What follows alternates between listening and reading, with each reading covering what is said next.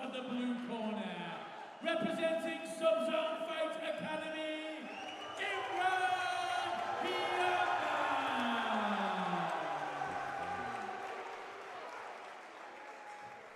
Woo! I've got a good feeling about this fight.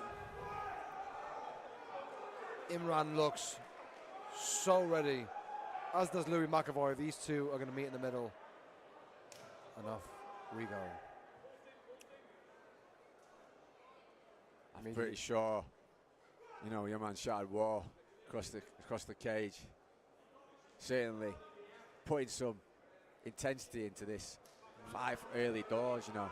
Nice light stance, you know, lots of feints. I believe he's probably trying to drag McEvoy into a bit more of a more intense exchange than he'd prefer. Imran just, beautiful shot, gets his hands connected. Oh, big beautiful straight to full by guard. Imran needs to work his head inside and get away from the shoulder. Needs to work it into his chest. More intense exchange looks like he might be trying to pass to half guard. Imran Yaman hitting that leg lace. It's the Khabib way. So I think Cam's been teaching that for years as well. I've trained with some of the guys who trained with Cam, and they've hit that on me in sparring before.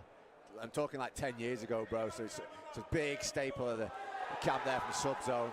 Heavy hips, beautiful riding there. Wow, both hooks in now for Imran Yaman. And the thing is, both guys are going to be super dry. Oh, body triangle. Lock. McEvoy taking his opponent to his own corner so he can get instruction from his coaches to try and fight out of such a precarious position. That is the body triangle. And, you know, having to carry someone like Yaman on your back, it's just going to tire your gas tank too. Especially with, like, the inability to take a full breath when you're getting your stomach squeezed like that in the bottom of your lungs.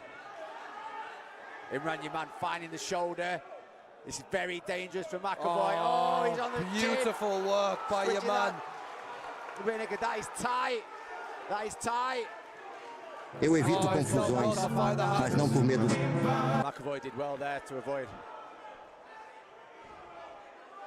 Imran getting underneath the neck, but Imran, he's like a dog on a bone being on this back. He's switching sides, he's going with the other arm this time. And that is deeper. Switching side to side, a lot of hand fighting going on in this position. McEvoy took a super deep breath there. Imran coming across the chin, could tear him down.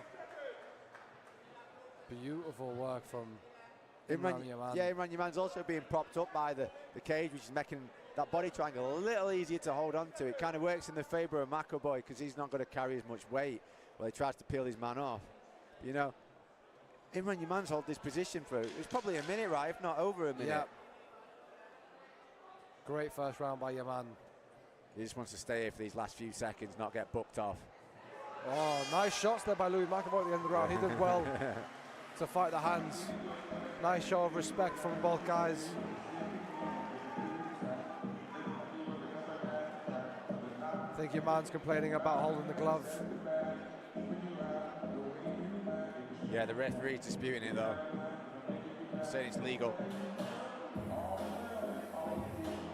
Must be quite a frustrating round there for Louie McEvoy, but also he fought off like the attack of Imran Yaman and survived quite a long time having him on his back, so it's probably boosted his confidence in the grappling exchange.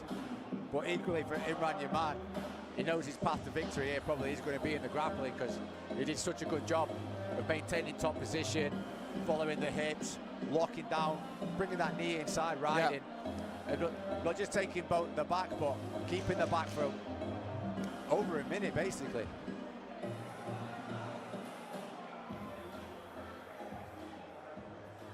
Both fighters still look super fresh.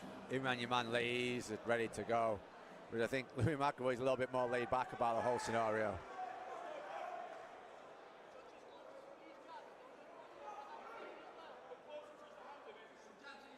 You've got the corner here of Imran Yaman saying, get closer, touch the hands, get his hands occupied. Oh, beautiful counter right hand. Beautiful one too.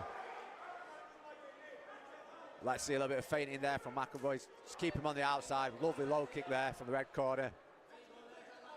He's doing a better job of staying on the outside here. Maybe fake that uppercut. Put him off the shot a little bit, because I'm thinking Imran's thinking of changing levels here. Oh, there we go, right on cue, onto the single leg. To the inside sweep. Beautiful work. Back to the full guard. Louie McEvoy doing a good job of getting his back to the cage, but he doesn't want to get leg laced again. Just keeping his legs wider. So this is what the guys from Sub-Zone do really well, is the body lock against the cage. They've got a great system here for tripping.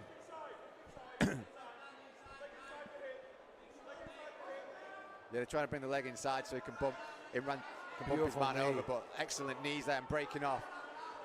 Well done to Louie McEvoy, reclaiming his distance, getting the fight back where he wants it. Better start to the round for him this round. Yeah, man, I think he got caught a little bit unawares in that last round with the shot. Just trying to keep his man on the end of his punches right now, end of his kicks.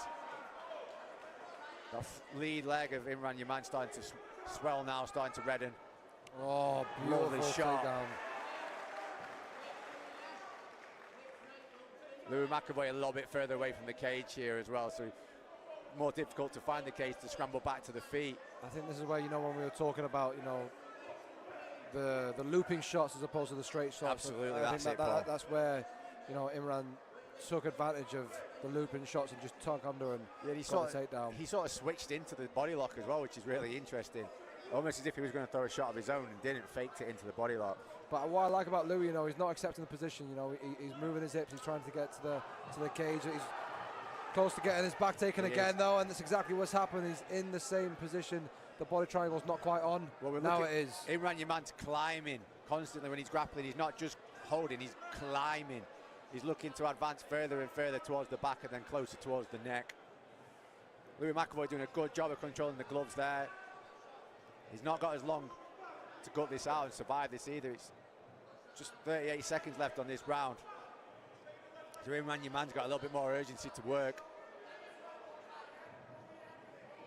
Excellent two-on-one there from Louie McEvoy. Got the baseball bat. Battle for head position as well. It's such a good fight, this.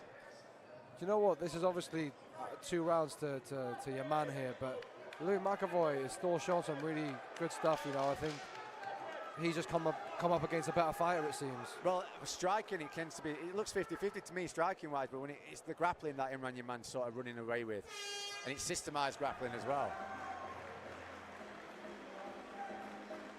Well, that's got to put a lot of confidence into Louie McEvoy, because despite being almost bested in the grappling so far, he's not being submitted, and he's been able to break away. Whereas in the first round, he couldn't break away from Imran. But in the second round, Louie's made his distance and started striking again. So I think he's going to make the third round really interesting. But like me and you know, Paul, Louie McEvoy's looking for a finish in this third round.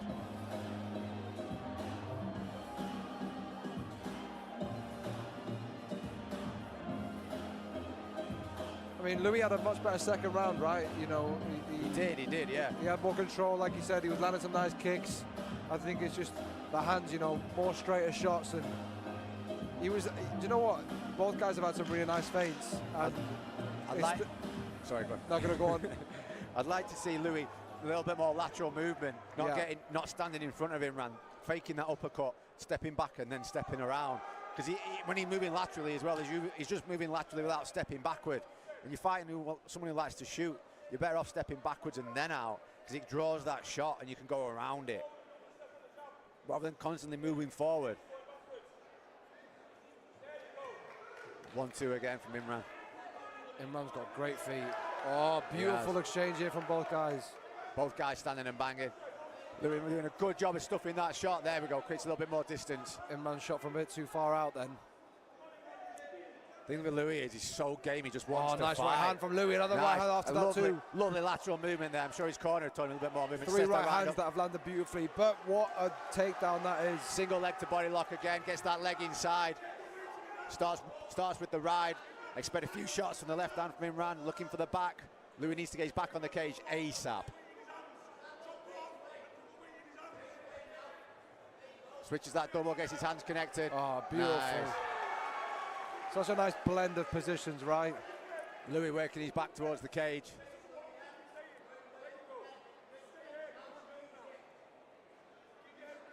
Good head positioning there from Imran Yaman. Staying on the inside, not allowing his head to get pushed into the armpits and down towards the ribs.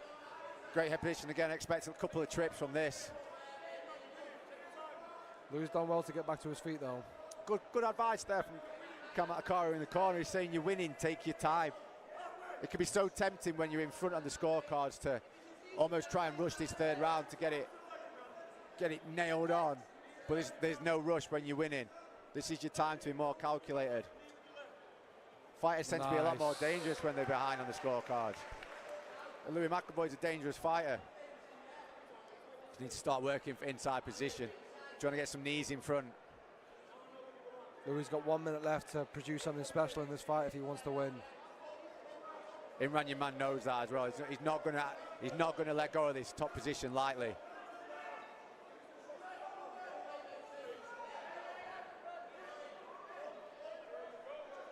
I've always admired the corner of the sub-zone. They all can almost like control their fighters like they're controlling like a PlayStation character.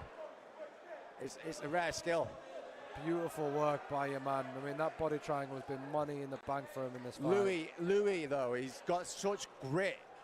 I mean, yeah, like I said, most people would have folded from these body triangles, but no, he will just get his 2-on-1 and keep fighting. Yeah, I think, like I said, I think Louie's shown some really, really good attributes in this fight, and I think sometimes in this game you just come across a better fighter, and there's no shame. There's no shame in that, you know. I know that Louie said that, you know, the last fight didn't really go his way, and he was disappointed. And he said it was the most confident he's ever been going into that last fight, and I hope that a loss against such a talented person in Imran Yaman doesn't, you know, defeat him morally, because Louie clearly has a lot of skill and a lot of talent, and although this wasn't his night tonight, he should have his head held high. You know, amateurs is all about losing and coming back and winning and getting that experience, but take nothing away from Imran Yaman's performance, because that was absolute clinic. You know, 3 rounds of fantastic wrestling, fantastic positioning, and you know, his striking was really good, but it was the wrestling that really won him. The back takes, the body triangles, and it's a successful first win for the sub-zone guys. Yeah, good single leg there from Imran Yaman, setting it up, closing the distance without making it obvious. He was almost getting to just within touching range, within striking range. So it lured Louie McEvoy into thinking it was a striking exchange, then level change on that single to body lock, gets that knee inside, starts riding in the hips, and that was ultimately his path to victory. Great to see. Louie, if you listen to this back, man, like, you got to just get back out there, get back in the gym, get back out there. Both guys here, super talented fighters, great fighters to watch. They'll be back. Ladies and gentlemen, we please have a big round of applause for both of our fighters. After 3 rounds, we go to our judges' scorecards. All 3 judges in agreement, scoring the contest 30 points to 27 in favour of the winner by unanimous decision. And fighting out of the blue corner, Imran Yaman. Ladies and gentlemen, please, a big round of applause for Louie McEvoy. Fantastic fight from 2 really good guys.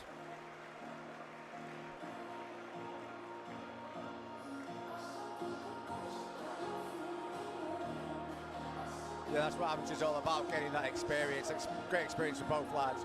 Really impressed though with Imran Yaman's ability to close that distance, get on that single leg, and stick to the game plan. To be able to do the same thing 3 times in 3 rounds, that is really impressive. Yeah.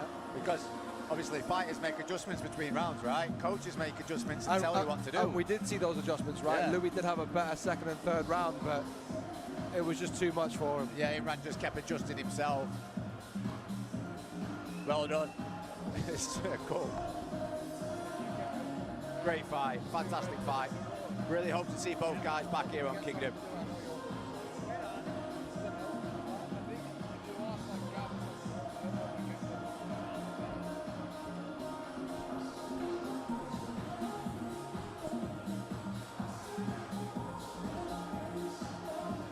That was the first fight of the night to go to points, but I mean, what a great fight. I mean, it's also good, I think, you know, it's also, obviously everyone wants to finish, right? Everyone wants to get that highlight reel, but to get the minutes in the octagon is also really, really valuable. Absolutely. It's where it's at. It's where you start seeing things, so you don't get surprised in your pro career. So it's when they just come up. You've seen it before, man. You know how to deal with it. Ladies and gentlemen, we are now ready to welcome our next fighters to the cage. Please welcome first, making their way to the red corner, Louie Clarke. Lewis Clarke out of Urban Kings. Now, I know Lewis very well. Lewis is a great guy. He's 2-3, but don't let that record deceive you. Lewis is a fantastic fighter, and he's got some really nice striking, particularly his kicks. You know, Lewis has fought some really good guys. He last fought to Charlie Barmer and lost, but I mean, like, Charlie Barmer is such an experienced, such a great amateur, so, you know, losing to a guy like that, there's no shame in it, you know. They're both great fighters, so, you know, Lewis has got his head on his shoulders, and this is his first fight in a year. You know, I was speaking to him a bit before, you know, I think he had a lot of stuff going on in his personal life this year, but he's ready, he's focused, and he's looking forward to coming back, getting the win column, and just showing what he's about, really. Yeah, Lewis is a fantastic striker, and all-round well game, of course, but I'm excited to see what Lewis has got to offer after a long layoff. I love his tattoos as well. I was going to say, I think he's got a few more tattoos than last time I saw him. He had a great fight last outing as well. And ladies and gentlemen, please welcome his opponent, making his way to the blue corner, Adrian Spencer.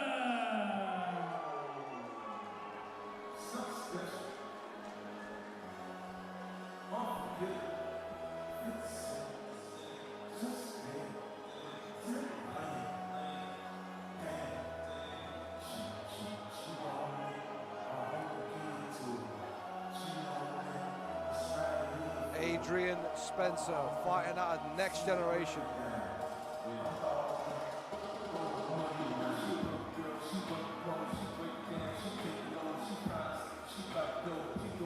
Two Liverpudlians fighting in Manchester. Wow. You know, Liverpool's always been a great city for fighting. I mean, for so many me, good gyms. Yeah, I think obviously it's up to your own interpretation and opinion, but if I was to say one city that represented fighting in the UK, I think it would have to be Liverpool. Yeah, I could probably agree with you there, mate. Yeah. And that's, you know, MMA and boxing.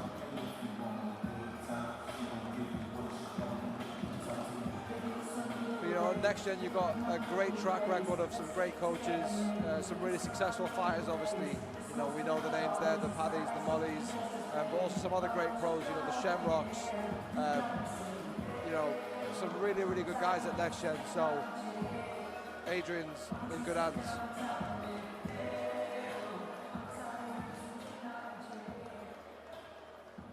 Ladies and gentlemen, live on Empire Combat Pass and powered by Pound for Pound and Flux, Kingdom Combat Championship proudly presents 3 3-minute rounds of 66-kilogram amateur MMA action. When the contest begins, our referee in charge is Simon Small. Introducing our first fighter, fighting out of the red corner and representing Urban Kings, Louie Clarke.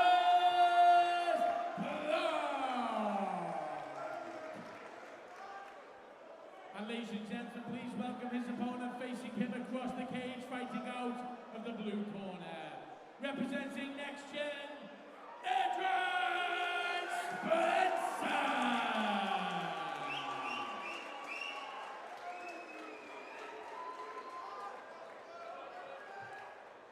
Here we go. Louie Clarke versus Adrian Spencer.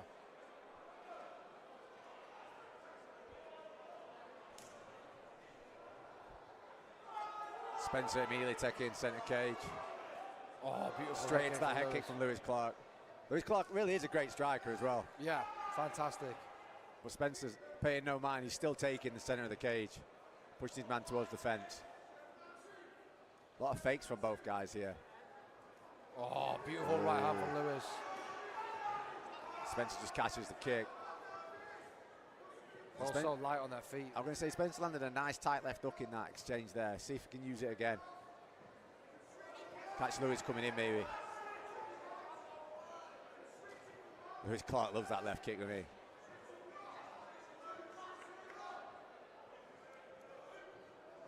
There we go. Clarke back on that left kick. Left kick's such a difficult kick to deal with as well, because it's not like you can catch it like a right body kick.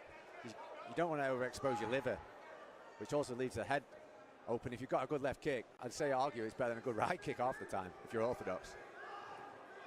Beautiful calf kick. Jinx. And again. Oh, both men land that right hand, one after the other. Nice check. Spencer doing a good job with his positioning to land that calf kick over and over again. Clarke just steps back out of range there. Unfazed is Spencer, unfazed. Oh. Right left to deliver.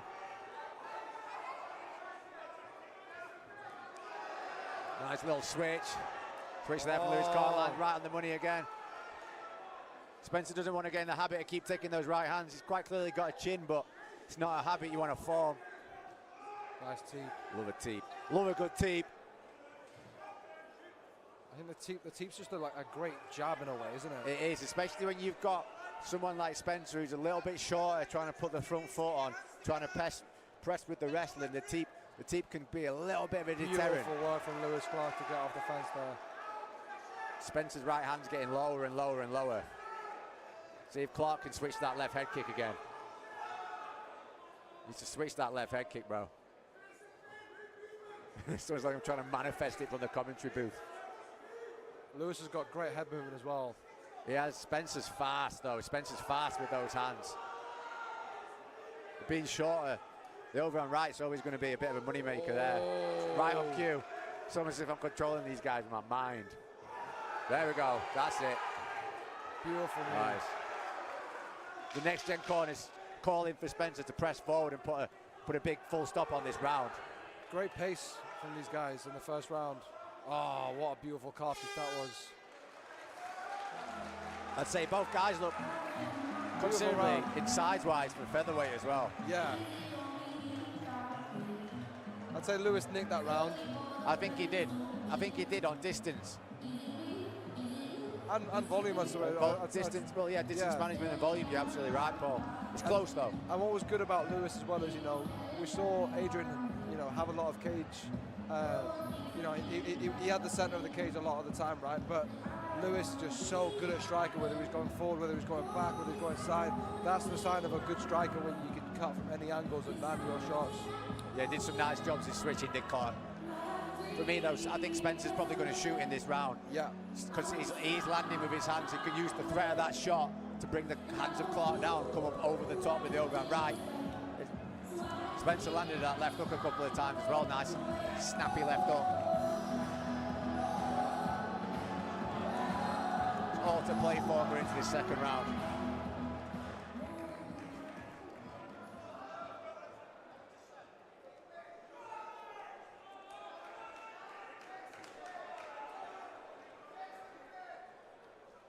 Second round.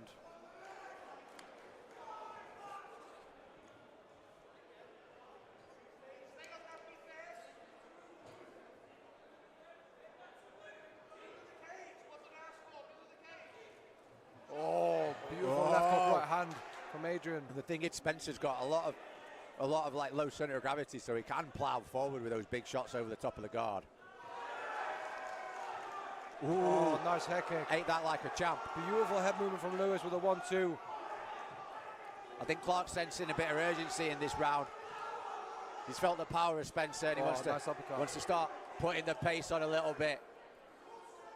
Spencer's a thicker set guy as well. Moving a frame around like that's probably going to exert a lot more energy. Nice low kick. Beautiful low kick. We've not seen the calf kick from Adrian yet. There we go.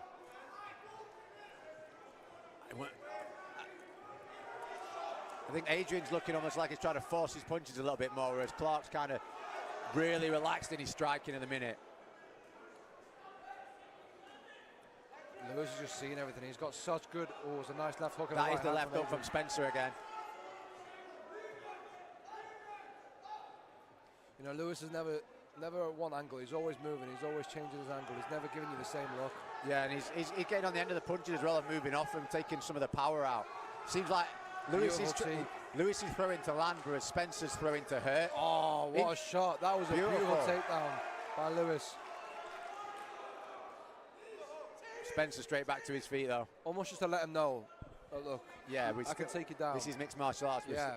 We're still an MMA fight. We're not having a kickboxing match right now. Oh, he's got to be careful with the spinning attacks so that he doesn't get taken down.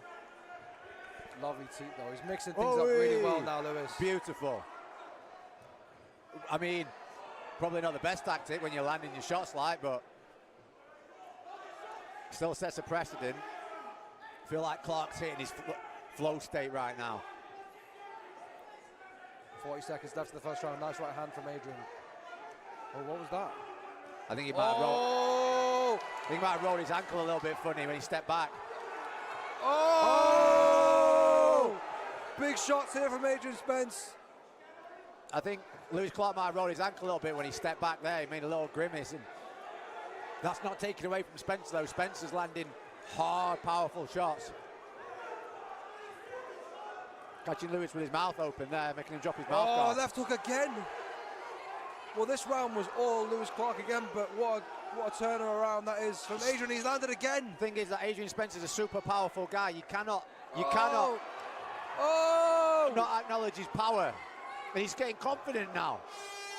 Wow, what an end to the round for Adrian Spencer. And if I'm honest, I think that last 40 seconds kind of won the round for Adrian. That won the round for Adrian. And you know, you've got to argue what that's going to set going into the third round, because Lewis Clarke's breathing heavy, got the welt under his eye. Spencer exuded a lot of energy there, but it must have given his confidence an absolute supercharge.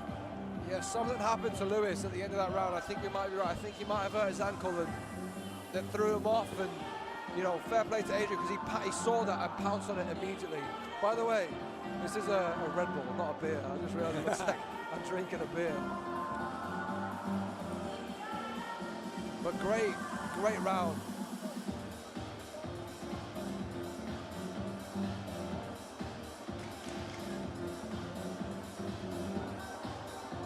Both guys need this round. It's all to play for, Paul. It's all to play for. What a fight. What a fight. What a fight. Really high-level amateur fight. I feel like Lewis might have clattered his ankle, you know, when he hit that spinning wheel kick, because he did land with his ankle. Oh, nice knee. Stick and move, boys. Stick and move. Nice.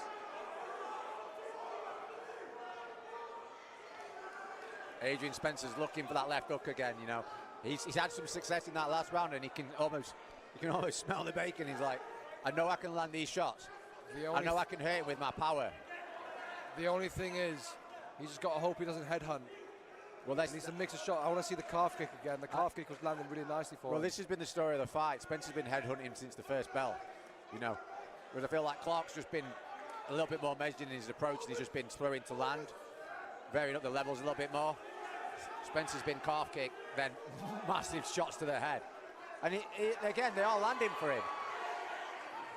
And even if they're not like necessarily rocking Lewis Clarke, they are scoring high, these big, heavy shots. But they do shake him up, like they make him move, they make his head sway, they make his body move. And the judges do spot that.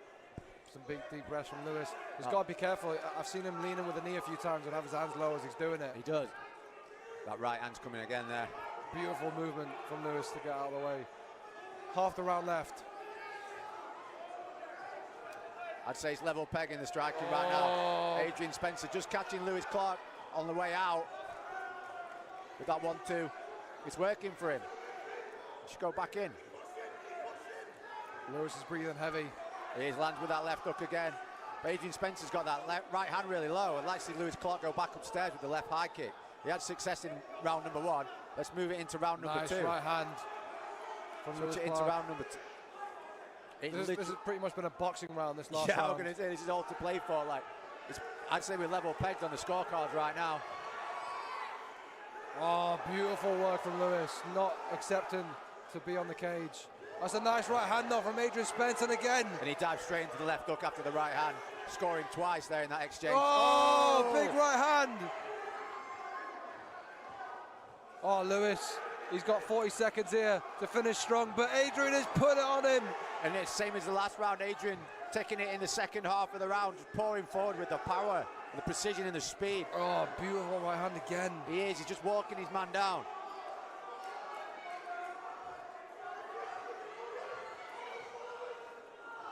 A nice right hand from Lewis Clarke and the body kick again. 15 seconds left, lovely knee. Ooh, just be careful, was it a head, illegal knee there. Oh! What a fight, boys. Adrian Spencer with a big right hand to finish this. Oh! Beautiful Gone with fight. the right hand, wow. Guys, the atmosphere in here is electric after that. What a fight that was. Amazing fight from both fighters. It could go either way. I don't know who's going to win now. I wouldn't even know how to judge that last round, you know. It could go either way because it was tit for tat. One man lands, the other man comes back. There's no clear like, you know, it's like almost like them fights you see in movies where it keeps you on the edge of your seats for 10 minutes. Although if I am going to score it, I think with the last two rounds, probably going to edge for Spencer for me, you know. I think Spencer landed the more dominant strikes. I think although Lewis Clarke might have landed in volume, the significant strikes landed were for Adrian Spencer. Right? Yeah, it's about damage at this point. I wouldn't be surprised if we saw a split decision, to be honest. I think we're probably going to see a split. Run it back, Kingdom.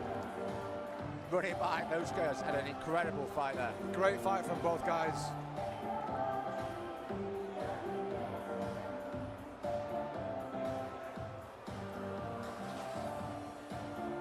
The judges taking their time as they would. It's a close fight.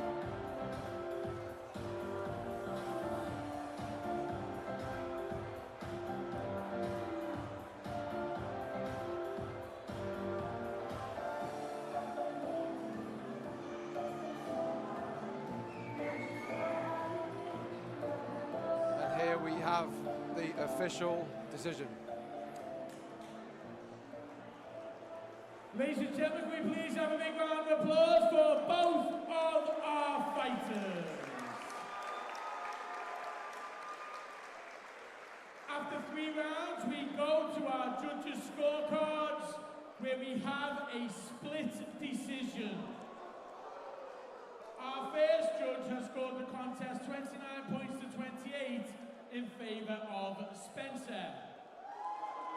Our second judge has scored the contest 29 points to 28 in favour of Clarke.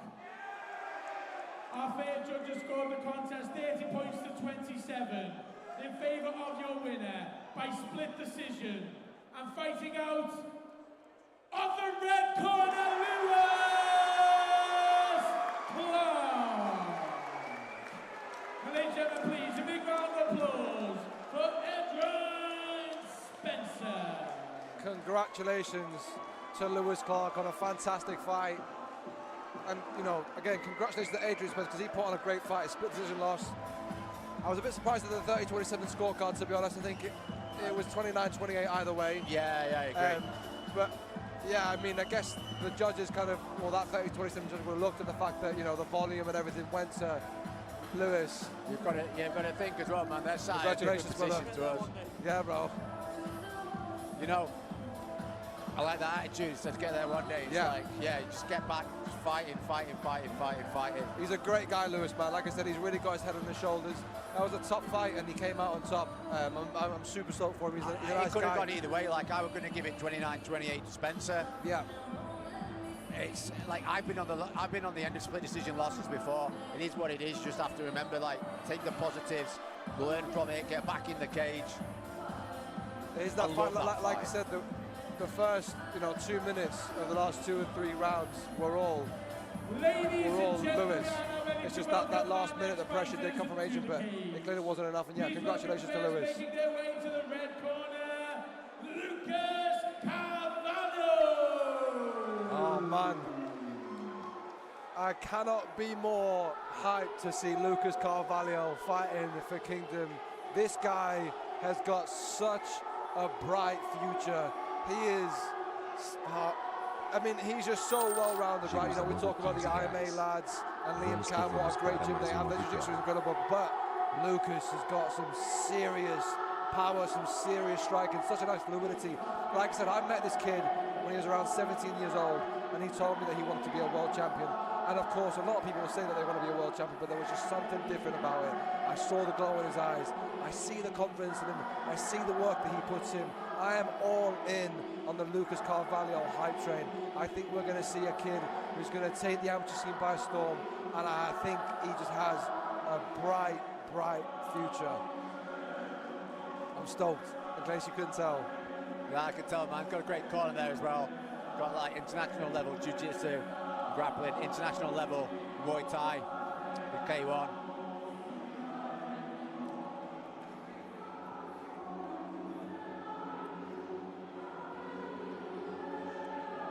Yeah, man, this kid, his hunger, his determination, his passion, his attitude towards the sport. This is a guy that moved to England from Brazil with his family to learn a completely new culture, a new language. And, you know, this guy is just so dedicated. You know, again, you could say this about a lot of guys, right? A lot of guys dedicated, but there's just something different about Lucas. He's just different to a lot of amateurs that I've seen coming up. And I think that this is someone, you know, that I think we're going to see him be, you know, we'll look back on it a few years ago, oh, this guy fought on Kingdom. That's really where I see this guy going. And ladies and gentlemen, please welcome his opponent, making his way to the blue corner, Arbaaz Ahmed.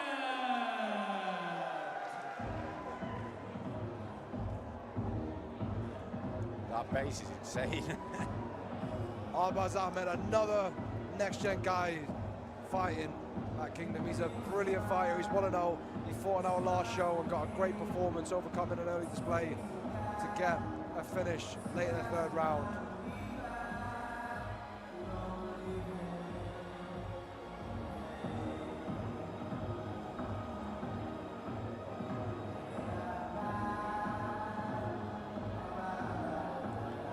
No church, you know what?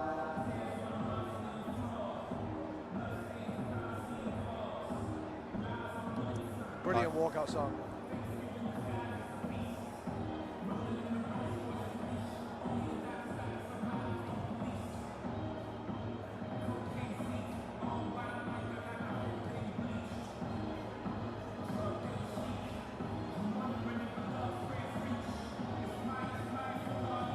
You know what's it like when you fight someone who, you know, you've seen they've got this mad knockout reel and you've seen the power, like how much of that do you play into kind of like wanting to know their strengths, but then not also wanting to get in over your head about it? I think you've just got to always remember that it's important to fight your own fight. So regardless, like you can have a game plan, but you've got to have that mindset of controlling the controllables. You can control. I don't know a word with Gav there. I've been telling Gav to get Lucas on Kingdom for a while, and he's got him on, and I'm stoked. It's the first fight Gav's actually got cage out for, so. 70 kilogram amateur MMA action. When the contest begins, our referee in charge, introducing our first fighter, fighting out of the red corner and representing IMA leads, Lucas Carvalho.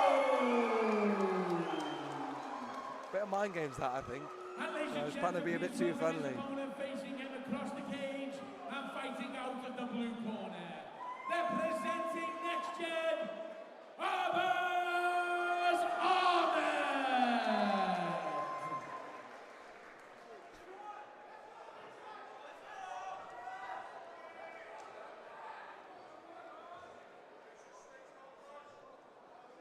Oh, interesting. Open stance immediately. You've got Ahmed in the southpaw, you got Carvalho in the orthodox. Carvalho with that thunderous right hand straight down the middle. This is always the danger, Paul, fighting in the open stance. Oh, beautiful kick. And again with that calf kick. Won't be surprised if he goes high with that leg now. Fakes it. Oh my God, beautiful. Ahmed on that tight single, runs his man to the cage. Oh! What a counter! Beautiful work from Lucas. Wants to be careful not hitting the back of the head there, though. What a right hand that was from Lucas. The Ahmed reverses position. What a scramble that is from both lads. That's high fight IQ from Carvalho there, though. Spotted the interface between the grappling to the striking through that right hand, but caught his man standing up, knocked him straight back over his heels. But for Ahmed to survive that, head to the leg lock in exchange, to come back. But this is again the danger of fighting the open stance. Power versus power. The left straight versus the right straight. Nice shoot there from Ahmed, to be honest. It is. And he gets him down. Gets that takedown. But Carvalho's got some kind of viciousness to his strikes, though. Mean intentions with every shot thrown there. Ahmed doing a good job at establishing top position. Oh! Beautiful front headlock coming around to the back. This is. Ahmed on the neck. You can hear gets that body triangle. You can hear the next gen corner shouting, get on his neck, get on his neck, slow down. The Lucas Carvalho, because chin overhead, they're saying. Get up, chin overhead, up over the top, that's it, start. Mount. Ahmed is coming back with vengeance. Oh, beautiful. Oh, good sweats. This is such a great triangle. fight from both guys. Oh! Well, that's the thing, this is what I'm saying, that's beautiful. the interface. Oh! That's the interface between the striking and the grappling. Carvalho's catching his man standing up every time. Referee's playing close mind to this. 30 seconds left. This has been a phenomenal first round from both fighters. Carvalho taking some kind of crucifix, hitting with that. He's towards the back of the head here. The fingers out of the cage.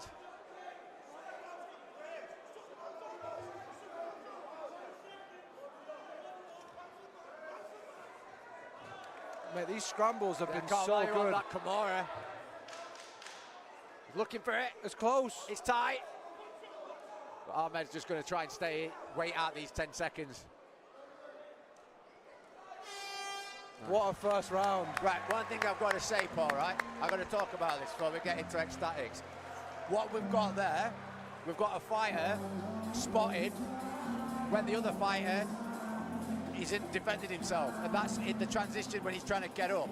Those right hands that knock down Ahmed, they're not coming from nowhere. They're catching Ahmed, getting up from the grappling, and he's not quite switching into striking mode. And Lucas Carvalho spotting that and coming in with a thunderous right hand.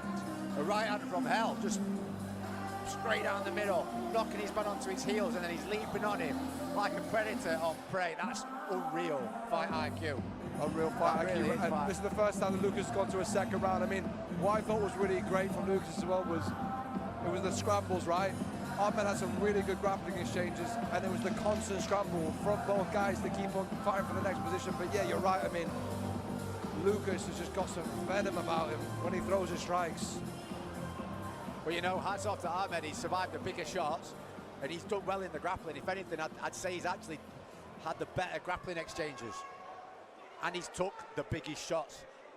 So, as much as he might have been bleeding, you know, he's definitely in this fight. But again, it's the danger of the open side.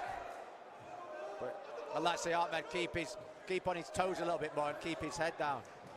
Big shot from the middle of the cage. Luca looking to come round the back. Oh, squeeze on that neck. Beautiful work from Lucas. Setting up that right hand again here. There we go. Blood splattering everywhere. Claret all over the cage. There's the right hand again. We need to set them shots up.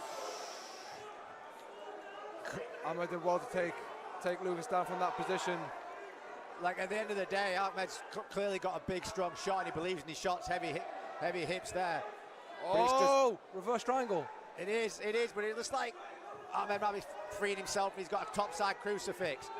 He has got a topside crucifix here, so he needs to hit some big shots. Back to side control. Carvalho probably going to walk up the cage here and push off.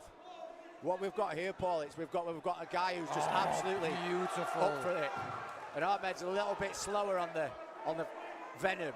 He's a little bit behind in terms of the ferocity he's willing to put into this fight, whereas Carvalho's a little bit meaner. Nice low kick from Lucas. Corner from the next gen shouting, wrestle him. Lovely shot to the corner well. Climbing up towards the back. It's been a great round from Arbaaz. It has. Lucas Carvalho looking to get that guard back. Now Arbaaz Ahmed there, he's got a brilliant shot, hasn't he? He's very relentless on that shot. Nice up kick there from Lucas. This is what I mean about the meanness. I'd argue that Ahmed is a little bit more technical in his approach, but Lucas Carvalho is a little bit meaner, and it's the meanness that's carrying through. Good ground and pound here from Arbaaz. Brilliant positioning. He's got a nice high guard. He's dragged Lucas Carvalho away from the cage, so he's going to struggle defending here. Referee's taking a super close look at this spot. Ahmed, look, he's taking the back. More heavy shots. Lucas is looking exhausted on the bottom. This has been a phenomenal second round from Arbaaz Ahmed. It has, and he's just kept his composure. That's what he is. He needs to maintain these back He's controls. on the neck. He is on the neck. He's got the body triangle. He's off that. 30 seconds. What a round this is from Arbaaz. But Lucas Carvalho is doing a good job recovering. He needs to try and switch to the other side and not get caught going belly down. That's it. Should spin now. Lucas should spin into the guard. If he spins into the guard, he'll not get choked. But Arbaaz, there's just sweat and blood everywhere. Some disagreement there between Lucas. He's saying he's holding the inside of the glove, and you know, hey, it's one of them. I can't see from my angle. That's some big shots from Arbaaz. Big shots. Really putting a statement on in this round.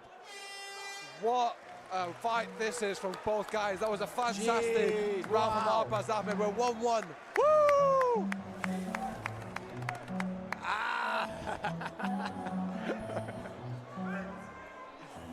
This is what it's all about. This is why people come to fight shows. It's the back and forth. It's the energy. It's the drama. It's the edge of the seat stuff, the stuff that makes your skin tingle, the stuff that gives you goosebumps. It's this sort of fight, Paul. Big deep breaths from Lucas in his corner. This is the first time he's ever been 3 rounds. First time he's come out of the first round, and Arbaaz, I think, has used that to his advantage. And he controlled Lucas for most of that second round. So Lucas is going to have to dig deep to win this fight, and so is Arbaaz. As anyone goes in this third round, this has been an absolute war between the two. I think like Arbaaz Ahmed in this next gen corner has been a lot more composed. Yeah. And I think it's the composure that's allowed him to keep his conditioning. Whereas Lucas Carvalho, he has come at Arbaaz like he owes him money. He's thrown everything at this guy. But I think he's wearing on his conditioning right now. Eyes are glued on the cage right now. You see the whites of everybody's eyes in the audience. Ahmed with the shot again. Turns that corner beautifully. That's the trick, you know, to scoring a takedown in the centre of the cage. You've got to be able to turn that corner. Smashing the guard, huge hammer fist. Arbaaz takes crucifix. He's stepping around for an armbar. Oh. He's stepping around for the armbar. He's maintaining around the back of the hips. Climbs on the back. He's got one hook. Can he get the second? He wants to be careful he doesn't get knocked off the top and pulled over. Carvalho still strong in this third round. But Ahmed, he's got both hooks in. Beautiful stuff from Arbaaz Ahmed. He's riding like a backpack, just making Lucas Carvalho curl. But he's on the chin. Oh! Wow! Wow!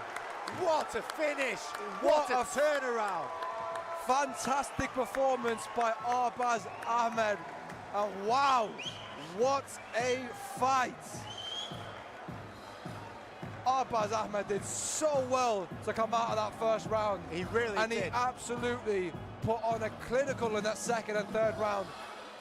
What a fight. That was a war. Paul, we need to have a second for the shots.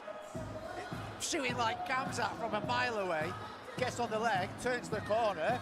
So the sprawl of Lucas Carvalho was down for nothing. It didn't even count. He sprawled, but because he turned there's a guy who we train with, you know, Malik from ABT. He does that. He shoots. You hit the sprawl. He just turns the corner. fantastic wrestling in the cage there. Look, I was very, very high on my praise for Luke before this fight. Take nothing away from that. Absolutely, Arbaaz Ahmed has put on the performance of his life, and what a fantastic finish that was. He dug so deep and he battled through the storm. He took some big shots. It looks like his nose could be broken, to be honest. Yo, and that was what sick. a fantastic fight. He's got it.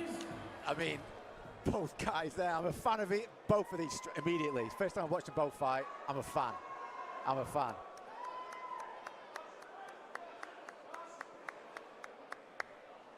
Ladies and gentlemen, we please have a big round of applause for both of our fighters. Not going to be a submission after the standing rear naked choke after 48 seconds of round number 3. And fighting out of the blue corner, Arbaaz Ahmed.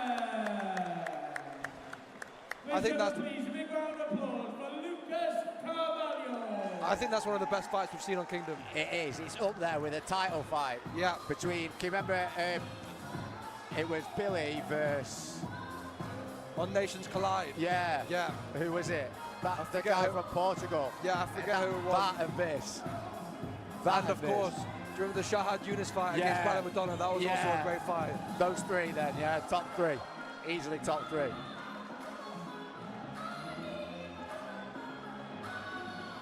A fantastic fight. I can't get over that. No, me neither, If man. Lucas hears this, you know, this is the fight game, man. Lucas will come back strong. I still believe in the accolades and the talent that this man has. And sometimes you need a loss. You know, this is the first time he left the first round. Maybe he came into this fight and, you know, after knocking him down the first round, he went all in. Yeah, man. Blew his tank a little bit and thought that it was going to be the same thing that happened in those last 2 fights. The fight game doesn't work like that. Arbaaz, I'm blown away. What a performance. Well, the thing and is, congratulations to Next Gen. The thing is, the more you fight, your opponents increase in difficulty. Especially if you're doing amateur right, they should slowly increase in difficulty. You get more game opponents. And Arbaaz Ahmed, he made it known that he's one of the most game lads to take foot in the Kingdom cage, as far as I'm concerned. Well, we've now got our first blood of the night on the cage.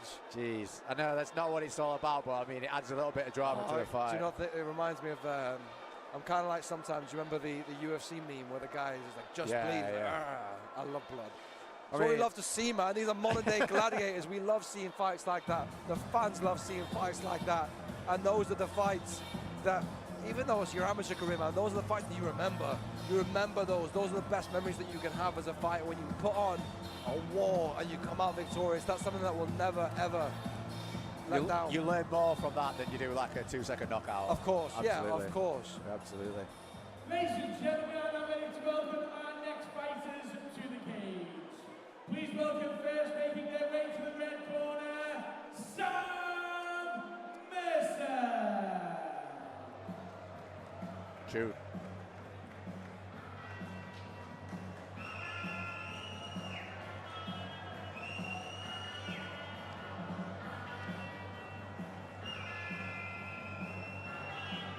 Sam Mercer fighting out of Urban Kings, the second outing of the evening for the gym.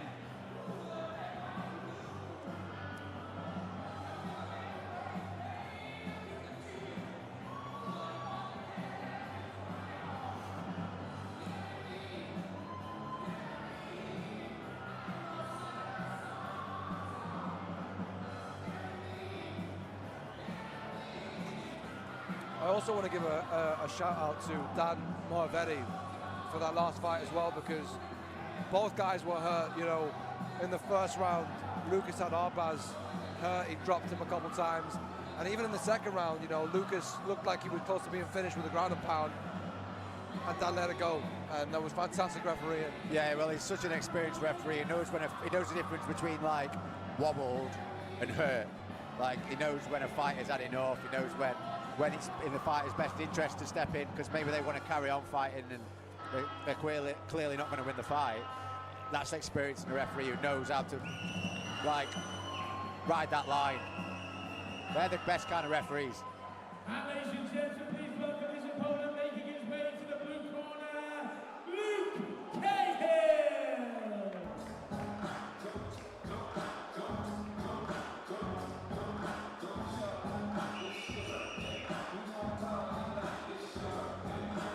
tough fight to follow. Seriously tough fight to follow. Luke Cahill fight out of the combat units. I think that Sam Mercer lad's been to gym a few times, hasn't he? Size of him.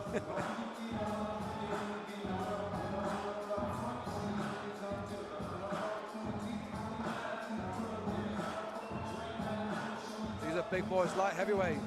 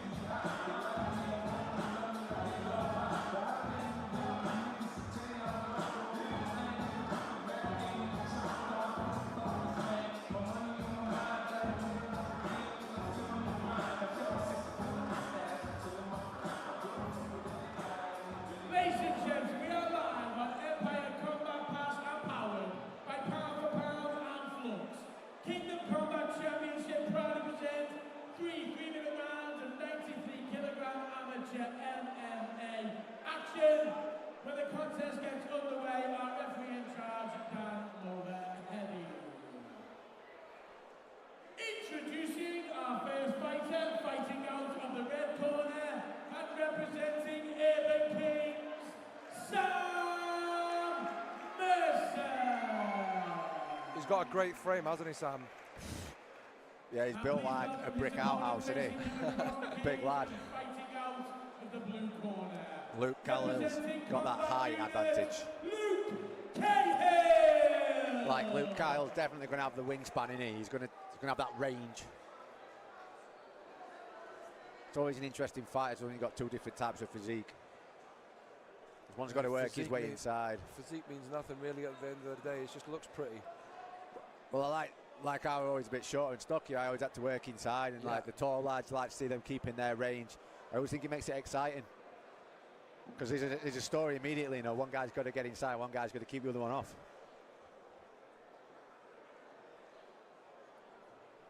I think it's always important, like as a coach, to teach people to fight with the frame they've been given, you know, and teach them how to fight like as an individual and what suits them, rather than trying to just cookie cutter everyone. Like a tall guy is going to jab differently to a shorter guy, you know. Head movement's going to be slightly different. Positioning's going to be slightly different. Not sure, quite sure what we're waiting for here. No. There we go. And we're off. Again, another Southpaw versus Orthodox matchup. Oh, straight on the body kick. It's always open there, isn't it? You know, it's a lot harder to catch from Southpaw versus Orthodox is the body kick. Same with blocking the head kick. You don't have the luxury of having your shoulder and your hip and everything, and your elbows to block things. Ooh. Big shot there from Sam Mercer, another big right hand. Cahill trying to tie his man up, just get his equilibrium back a little bit, work for that inside position. He's got inside. He wants to be careful, he doesn't give up his back there. Gets back to the whizzer.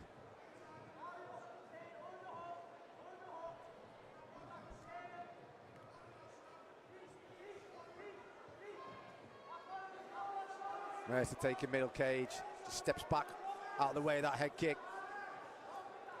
Running him, looking for the inside. Cahill, next nice step back, left hand, but you know, Mercer is just kind of like forward pressure, isn't he? Lovely trip.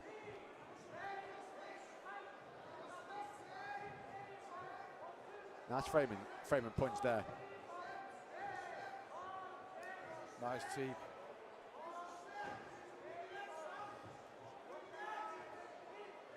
Cahill wants to be careful running in like that because Mercer's dropping his weight trying to counter over the top.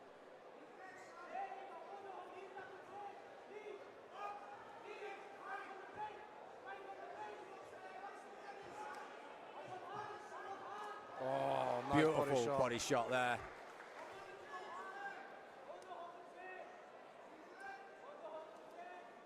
You've got the corner here, look, it's shouting for the underhook, but Cahill's doing a good job of turning out on the overhook side. Oh. Nice head kick. There's that teep again, Paul. It's almost like a snap kick, right, with the toes. Yeah. You can already see the redness on the stomach there. of Mercer.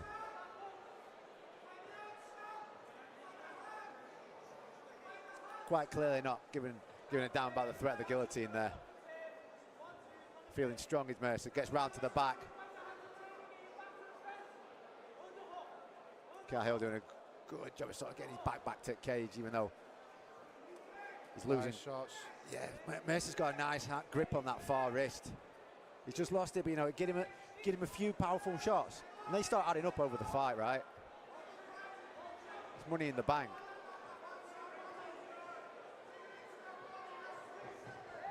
Nice left hand. Cahill, oh, that body shot again. A few times now. Does look. Mercer looks like he might have hurt Cahill a little bit here. Body shot was there for Sam, but he didn't use it. Mercer's getting a lot of momentum going forward, though. Like, you're right, it looks like it hit him, but he doesn't use it. Hard round to score, but I'm going to give that to Mercer. I'd agree. I think the body shot for Mercer is there. You know, when he's pressuring forward, Lou's kind of got a very high. Yeah, absolutely. A high guard. Back up top.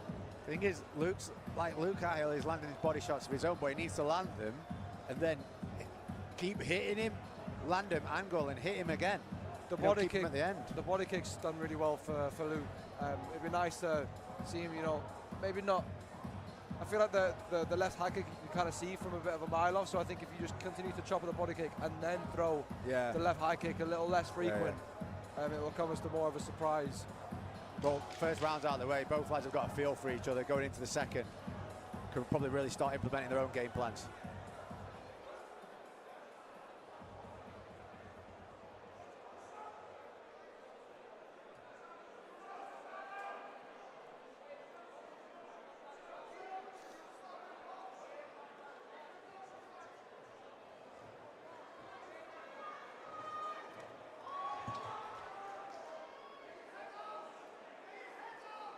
Cahill on that neck.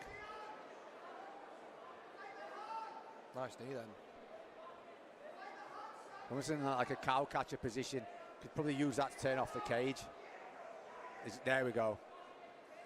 Wants to be careful. Mercer don't spin him off the cage as well with the same sort of move, same sort of positioning. That's the big right hand from Mercer we're talking about. Wades forward. Nice dodge there from Cahill. Ooh. Oh, nice left hand again from Cahill. Both guys are just eating shots. They're like they're taking the power side. They're taking the shots and walking straight through him. Like some seriously tough individuals right there.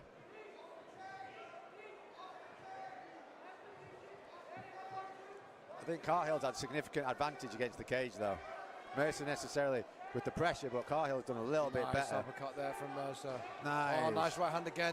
See, I think when Sam's in these positions, he's not utilising the body enough, I don't think. Well, there he is. There's one. But I think Mercer's doing a good job of like not showing any kind of wear on the shots. He's getting hit, but he's not turning away. He's not making them look like they're hurting him. And obviously, in the eyes of the judges, that's going to bode well when both are striking. When Cahill's getting hit, he's making a big show of it. He gets hit, moves back like this. When Mercer gets hit, he sort of just eats the shot, gets straight back to work, and that's going to score well for the judges. Can he get his hands connected? Mercer lifting with all his might. See, I don't think Sam needs to do this. I think when he's getting to the cage, I think if he just takes that little step back and just tees off, I think he's got a chance to finish him on the cage.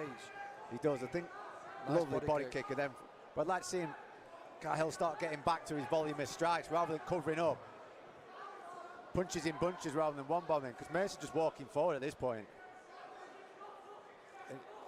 Nice uppercut. See, in this position, I think just take a step back. Yeah, take a step back and then just load in, because he's kind of smothering his own weight, right? Yeah, I don't think the clinch is doing anything for him at the moment. I mean, it's controlling him the fight, of course, and he's winning the round, but if he wants to finish this fight, I think he's got to, I mean, it's allowing Cahill time to recover, right? Yeah, of course. And sort of start dictating the fight again, because Cahill is winning in the clinch.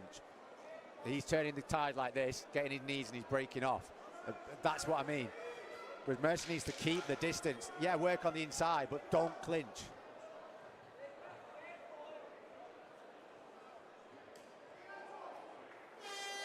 Just rattled off the arms there, Mercer. That's quite clearly the game plan, right? Yeah. Combat unit is saying to Luke Cahill, let's get that left head kick, let's get that left head kick going. But Mercer's, he's not phased. He's not phased, he's just ploughing forward. If you're in the corner of Mercer right now, what are you saying, Paul? I think I mean, he's doing a great job. He's winning his fight. He's won the first 2 rounds. But again, I just think, yeah, just, you know, try and clinch less. I really do think the body shots are there when he's up against the cage. You know, Luke's got such a high guard when he's up against the fence that the body shot is there to be taken. So who am I to say, right? I'm not the fighting expert, but for what I see from Mercer is he's fighting a great fight. He's winning. But yeah, when he's clinching up, it's playing into Cahill's game. I think we like Cahill.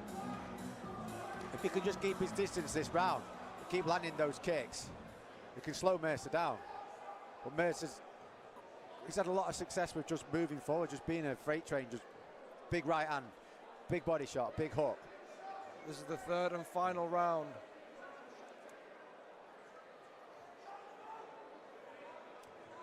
I think we're probably going to see a little bit more clinching from Mercer, actually, because he probably knows he's 2 rounds up.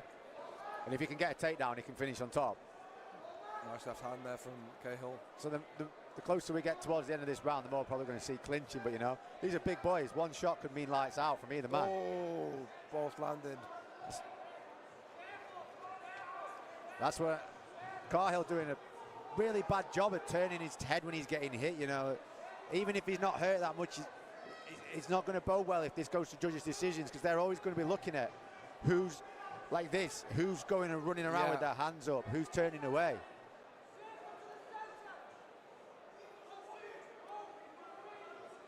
He's doing a lot of mileage running back as well.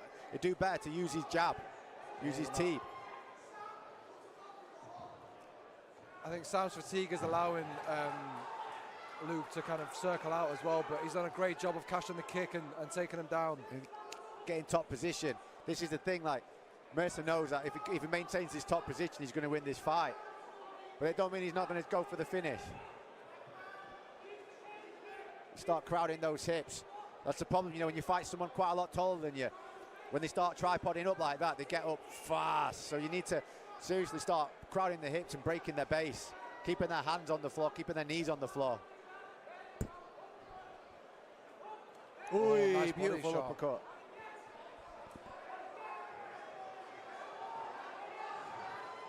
Halfway on this 3rd and final round. There's the cow catcher again. Both guys knackered. 1 minute left. Oh, nice body shot.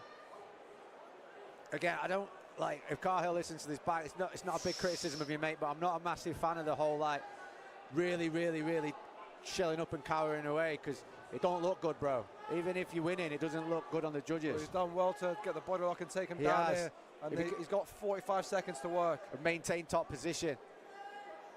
Well, he could be 2 rounds down, so he might need to finish him. He's in mount here. If he gets mount and starts letting some shots off, he could get this victory right now. And here he is. Oh, he's on the back. Cahill needs to put everything into these strikes and not lose top position. Luke's got to be careful that Sam doesn't turn into him. He's got 30 seconds to look for this rear naked. He's got both hooks. You've got the corner there. Sam Mercer's corner shouting 30 seconds. This is big. Yeah, he's on the neck. Oh! He's on the neck. Oh! He's not going to tap to that. I don't think he's going to tap to that. There's 10 seconds left. He's not under the chin. He's not under the chin. He's surviving. This is close. That's tight. No, he's getting out of it. Getting out, and he's going to finish in top position as well. Close. Great fight. What a fight from these two warriors. I think Sam Mercer's nicked that 2 rounds. Yeah, I think 2 rounds to 1. Yeah. What a comeback there, though, from Luke Cahill, taking the back. And again, that last sequence all came from Sam engaging in the clinch and getting taken down. So I think, you know, if he is this I think he kind of let Luke be in this fight, to be honest. Yeah, he smothered his own work a little bit. He got a little bit too eager, overzealous. If you're getting beat in the clinch, you want to stay out of the clinch. But you know, when you're fighting, your energy's high, your emotions are high. Sometimes the fighter sees something that we can't see as well, feels something we feel. Great fight from these two lads, really impressed. But yeah, I think Sam Mercer's nicked that 2-1, bro. Yeah, you're right, you're absolutely right. But you know, anything can happen. Anything can happen, you never know. Anything can happen.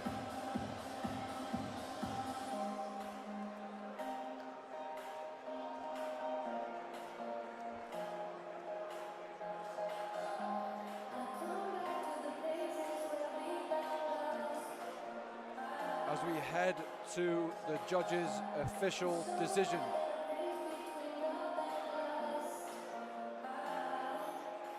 Ladies and gentlemen, can we please have a big round of applause for both of our fighters? After 3 rounds, we go to our judges' scorecards where we have a split decision. Our first judges scored the contest 29 points to 28 in favour of Sam Mercer. Our second judges scored the contest 29 points to 28 in favour of Luke Cahill. Our third judges scored the contest 29 points to 28 in favour of your winner by split decision, and fighting out of the red corner, Sam Mercer. I think that's the right decision. Yeah, I think that's the right decision. Please, a big round of applause for Luke Cahill. So like Luke Cahill, he had a fantastic fight there, bro. Ladies and gentlemen, could everyone please listen in for one moment? We would like to take this opportunity to announce Kingdom's next show. On the 22nd of February 2025, Kingdom is coming. For the very first time to Box Park in Liverpool. We hope everyone can attend. Please take a look at the graphic on the big screen. Kingdom on the 22nd of February 2025 at Liverpool Box Park. Ladies and gentlemen, we will now have a 20-minute interval before our next contest. We will be back in 20 minutes. See you soon. So we have all officials back at 7:40.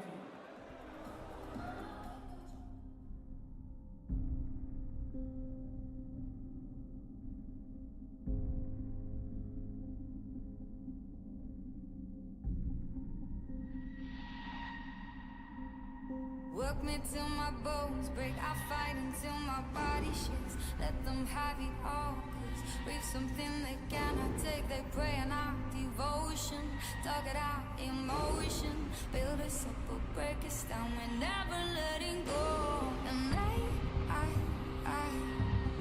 don't need time, 'cause I already know I'm mine. I live for me, I live for so much more than just 2 years old. I learned to build for so much more.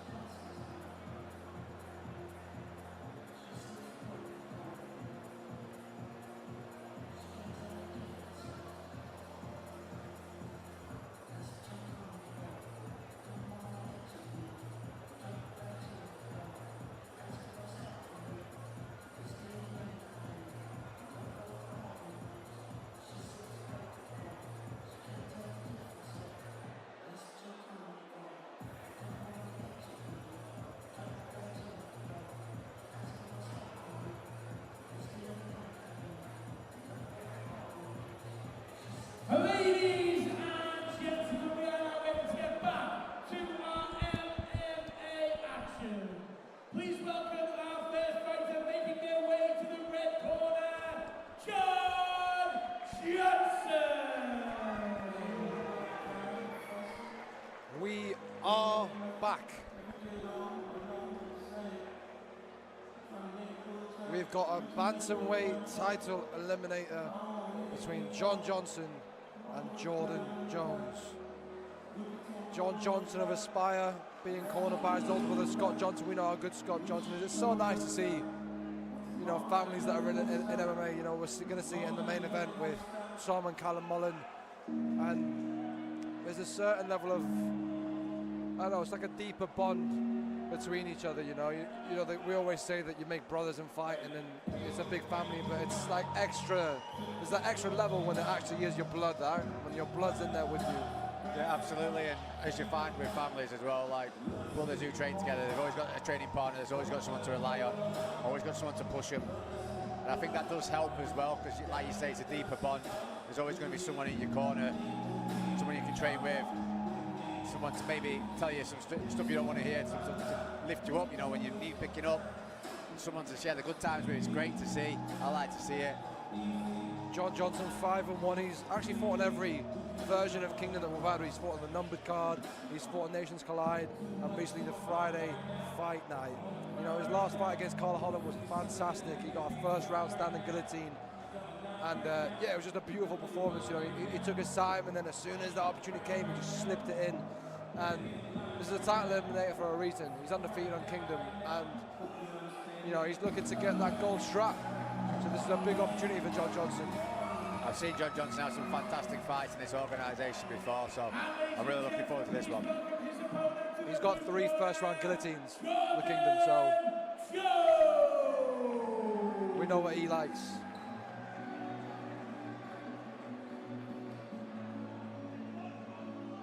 Jordan Jones fighting out of Berry MMA.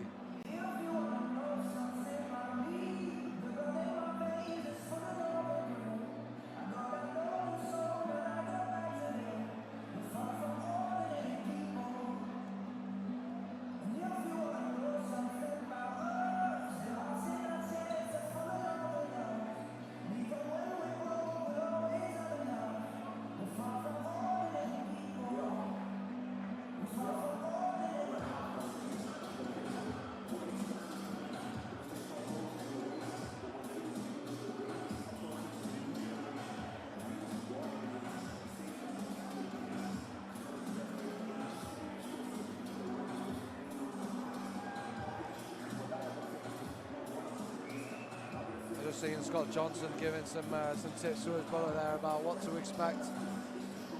Looking like we're going to see a nice overhand right hand start off from John Johnson. But you know, this is a good opportunity for Jordan Jones at the same time. You know, he's got the opportunity to beat a great guy with a great record. And you know, Jordan Jones is probably the underdog in this fight. So as the underdog on a big show, you always have the opportunity to really make a claim and kind of shock the audience and take a stake for what you think is yours and claim it. You know, as big of an opportunity this is for John Johnson to fight for a title, it's the same opportunity there for Jordan Jones. You know, this is his opportunity to get a chance to fight for gold. Absolutely, and as you say, underdog mentality, right? We've got nothing to lose. I don't know much about Jordan Jones, so apologies if you listen to this, Jordan. Like, I do the play-by-play. But if you're a title eliminator, must be mustard and must be up for it, yeah?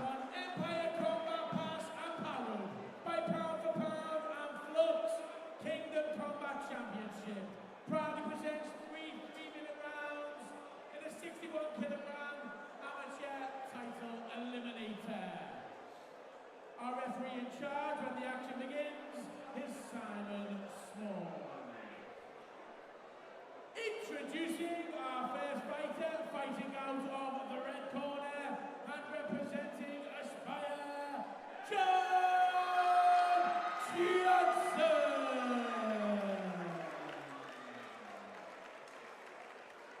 And ladies and gentlemen, please welcome his opponent facing him across the cage and fighting out of the blue corner.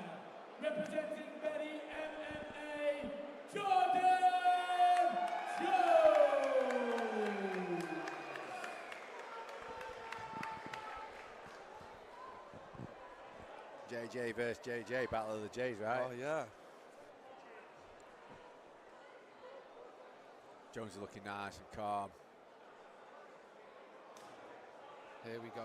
Touch of the gloves and we're off. Jones immediately taking centre cage. Nice low kick. That was a nice low kick. That landed right inside the quad as well. He's backing Johnson up, is Jones. He's looking for that guillotine already, bro. Nice head positioning there by Jones, but he's sort of a bit too eager, gets trapped in an anaconda here. That's already tight. Jones is thinking of tapping. Oh, this is tight. That's tight. Oh, this could be over. He could go Johnson's to sleep trapped here. the leg here. Referee's paying close attention on Jones, just making sure he's all right. Jones was doing all the right things. I think he's out. Is he out? Yeah. Yes! Wow! What a statement for John Johnson. Jordan Jones is back. He's back on his feet.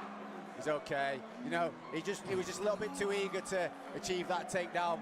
Dragged his man down. We always say that you really don't want to try and drag people down onto you as much as you want the fight on the floor, but you know, he's not took any kind of substantial damage as Jordan Jones. He can get back in there, fight again soon, and John Johnson jumping straight on the neck, as he's known to be.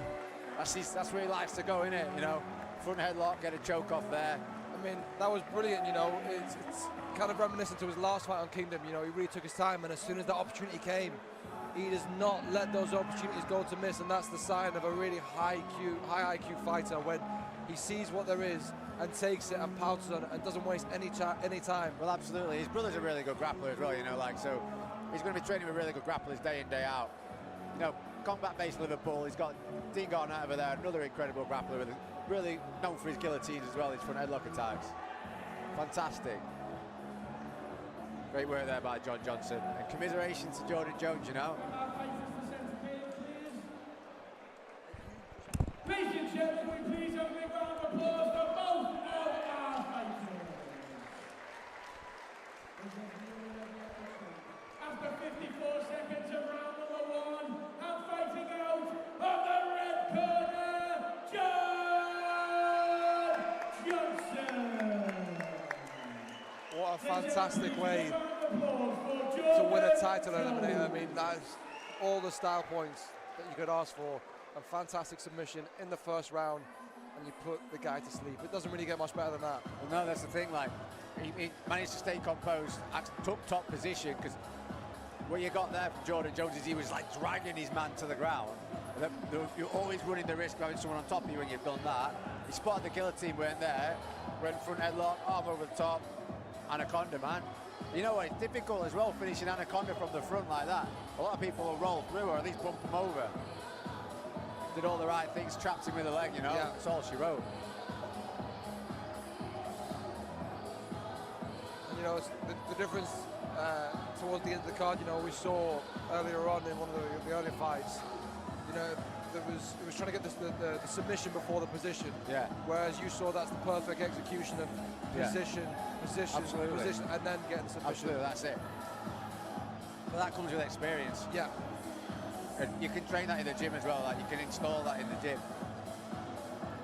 We know the guys that aspire as well, you know, such great coaches, you know, all throughout at the gym, but, you know, John Johnson living up to the hype. Yeah, man. Yeah, man. We are now in store for our first amateur title fight between Louie McKenzie and Charlie Dando.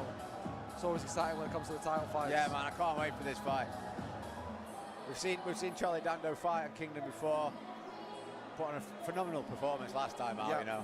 Really stole the show there. Louie McKenzie. A lot of hype, yeah. There's a lot of hype around this guy. With our next contest, which will be for the Kingdom Combat Championship 66kg amateur title. Please welcome our first challenger making their way to the red corner, Louie McKenzie.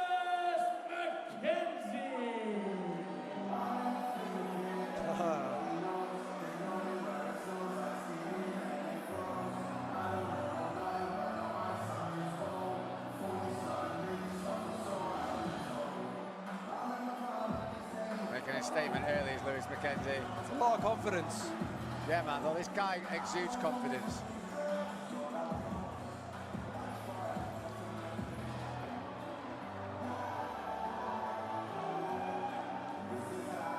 Louie McKenzie, 5-3-1, fighting out IMA. He's 21 and has won his last 3 fights. He recently beat Charlie Barmer for the almighty belt. And you know, when you've got a guy like Charlie Barmer under your wing column, you know that you're a serious competitor. Charlie Barmer is no walkover. He's a fantastic fighter. So to have a win over a guy like Charlie Barmer is, yeah, serious. Absolutely. You know, Louie he's a purple belt. He's got great wrestling and great ground and pound. One thing that I've saw from the tapers, he likes to control using the teep, so look for that in this fight.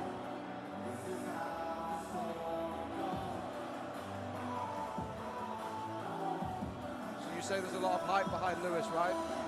Yeah, like, obviously I followed IMA since their inception. Like, I followed Liam a long time and a lot of the guys in the gym, and I train with some guys that train at that gym as well. And they're always resharing him. There's a lot of hype around his belief in his grappling. You know, he's really creative in how he approaches fighting. He's really laid back how he approaches fighting. Really, really relaxed. And he just does a good job of turning it into his fight.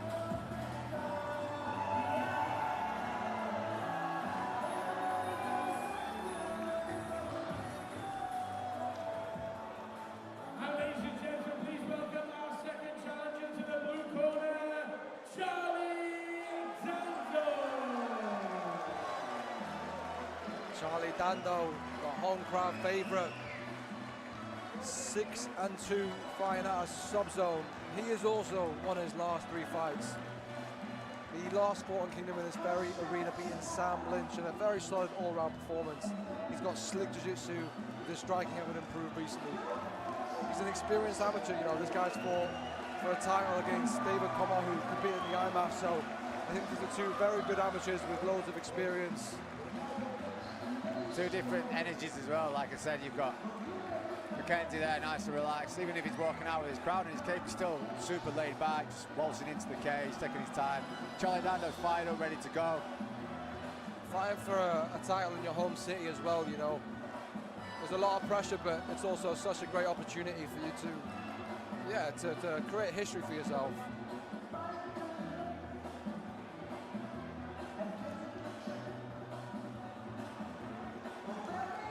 The Liam Cannon's wearing the crown. Got a big corner there with the sub-zone guys. Well, James Powers, Cage Warriors #1 contender for lightweight belt.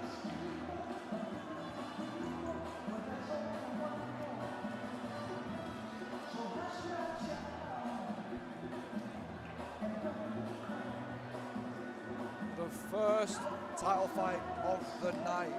We have got 4 title fights in total. 1 out of 4. Charlie Dando amping up his crowd. Oh, let's go. I love that energy, man. I love that energy. Charlie Dando looks like he's prepared.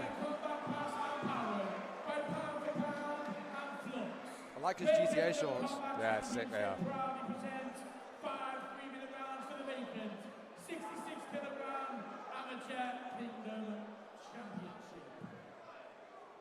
Introducing our first challenger, fighting out of the red corner and representing IMA leads, King Louie McKenzie.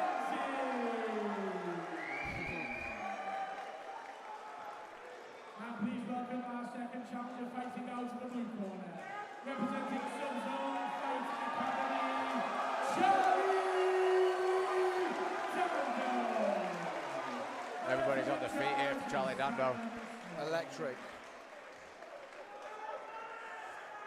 The first title fight of the evening, Charlie Dando versus Louie McKenzie.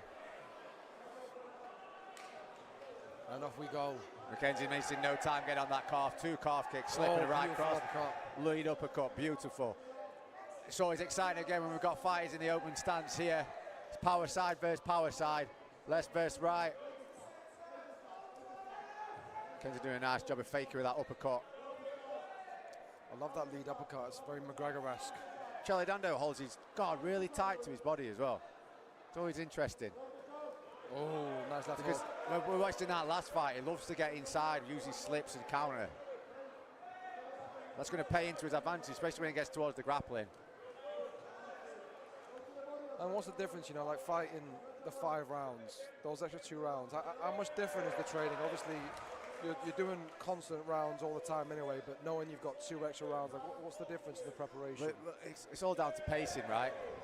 It's like you don't want to start like throwing yourself into your early 2 rounds, burn yourself out, and you've got 3 more to fight. So for these two, they're kind of like both high-paced fighters, but I'd say Charlie Dando's the one who puts a little bit more volume on. Where the fatigue's going to set in for these two, if anything, it'll be on the grappling exchanges. But right now, we've got a kickboxing fight on our hands.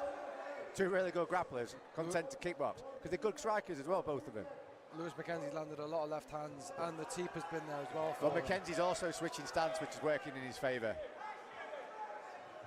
Beautiful job there, controlling the hips there, Charlie Dando. McKenzie just doing a great job of just framing on them hips. Nice knee. Not letting Dando get close. Dando manages to switch. He's going to look for a high crotch here. If Dando can free that left arm as well, it'll make that high crotch a little bit more viable. So this is an interesting grip. You see a lot more on the cage now as well. You see what McKenzie's got here across the throat with the chin. He's on it tight on the neck there.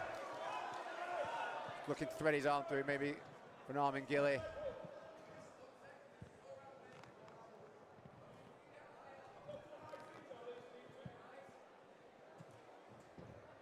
Dando wants to be careful they don't fall into this guard here. Doing a nice job with Dando there, controlling the hips. See if he can get his head back to the middle. Doing well to circle off against the cage as well and not let Lewis McKenzie use the cage to build himself up. But this is where we're talking about like the 5-round fight. Like McKenzie's got to be careful he don't blow his arms out squeezing on a Gilly that's not there. But you know, equally if there's an opportunity to attack, he needs to go for it so he scores. I think this takedown has won the round for Charlie Dando. Yeah, and that's a big move because it's a 5-round fight, right? You kind of want to bank those rounds early. Yeah. Unless you've got a specific game plan where you're trying to wear the other person out, then maybe they're not known for their gas tank. But Lewis McKenzie is like an incredibly conditioned individual.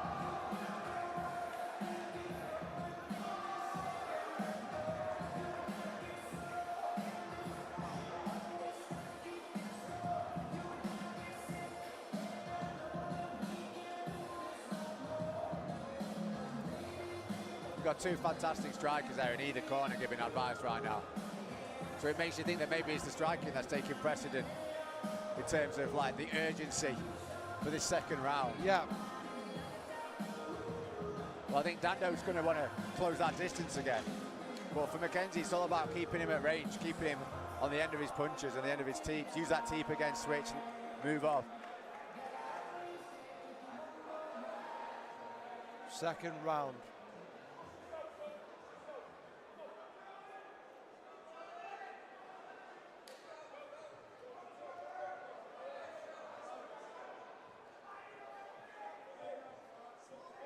Dando doing a good job of taking the centre cage again. Slipping across as well. That teep. Ooh, nice head movement there from Lewis. Well blocked that by Dando. McKenzie with plenty of fakes again. Slides that left hand down the middle, switches back to orthodox.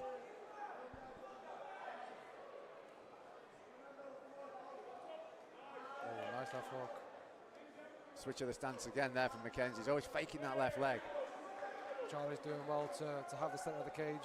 Isn't Charlie Dando doing a bit better at keeping his range? What a takedown. That was fantastic timing Exactly. from Charlie Dando. That's what I'm saying, man. He was doing a better job of keeping his range there and finding a way to get McKenzie to punch over his head so he can drop in on a shot. There's absolutely no rush here. He's got 2 minutes to work.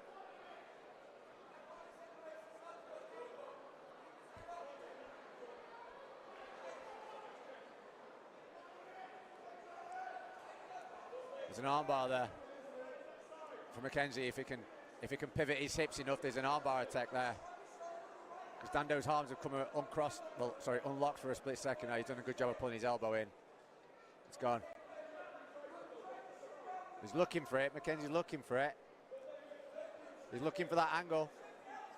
Maybe set up a triangle as well. McKenzie, he just wants to get over that right arm of Charlie Dando, start attacking with his guard, but all the while he's here, he's losing on the scorecards. Yeah, I was about to say it's. But like, let's not underestimate. Like, it's a 5-round fight. Like, let's not underestimate the guard of Lewis McKenzie's got. He has got a good guard. Well, it makes you think as well, right? If you're Charlie Dando, just knowing the dangers there. I mean, like I said, at the moment, it's kind of not really doing much for Lewis McKenzie. This is just loads of top control for Charlie Dando. Yeah, Dando's doing a good job of controlling McKenzie's hips. He's not letting him catch a big enough angle. And when he does catch an angle, he's bringing his elbow back to protect his own hip. This is a battle for the hip line right now. The referee asking for a bit more action. Dando's doing everything he needs to be doing right now, though. He's landing a few shots, and he's not getting drawn into the whole, oh, right, we need a bit more action, so I'm going to overextend myself. I'm pretty sure he'd rather get stood up than start messing around, leaving arms in the guard, and moving his head positioning off. Oh, his arm's almost out. I thought his arm was slipping out.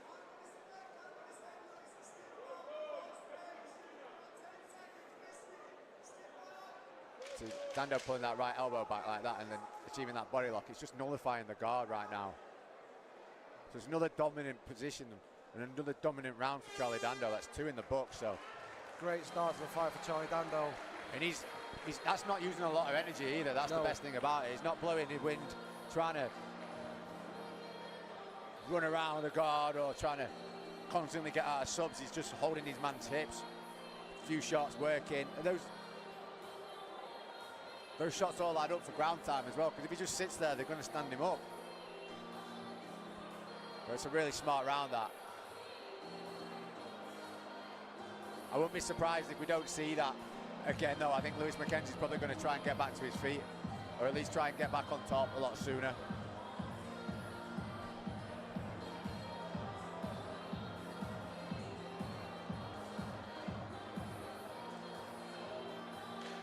You know, although the first 2 rounds haven't gone to Lewis McKenzie, it's tight for time, but he still has time to pull it back. You know, he's still got 3 rounds. But it's a fantastic start for Charlie Dando.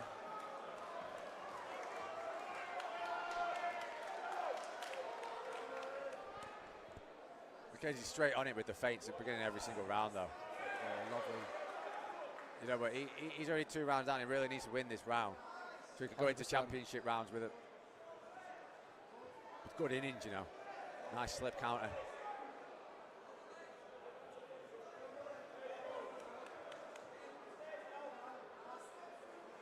He has got nice feints, McKenzie, but Dando's doing a good job of not biting on the feints. Lovely left hand there from Lewis McKenzie. Good shot. He's got his hands connected to Dando, straight back to the guard. Beautiful stuff. In his own corner as well. McKenzie looking for that angle again. Beautiful work from Charlie. It's the second time he's done it where his cage awareness is amazing, because he knows that, you know, if he lets Lewis McKenzie up against the cage, he's got a better chance of getting up. So that slight adjustment just to turn him around and put him to the other side of the cage, really, really smart. Yeah, absolutely. You never really want to take your man down and leave the head against the cage, because it gives him space to climb up. So Dando's doing all the right things here. Again, he just needs to keep blocking the hips. He's in no major rush. He's got 5 rounds to win this fight. He doesn't need to be overextending himself. McKenzie's doing a bit better of a job of this round of moving his guard and at least trying to open it to use it for some. If I were in his corner, I'd be giving him a sense of urgency to try and at least get back to his feet or look for a sweep. He is looking for a sweep, and when you're in that position, it's incredibly difficult when someone is constantly controlling your hips.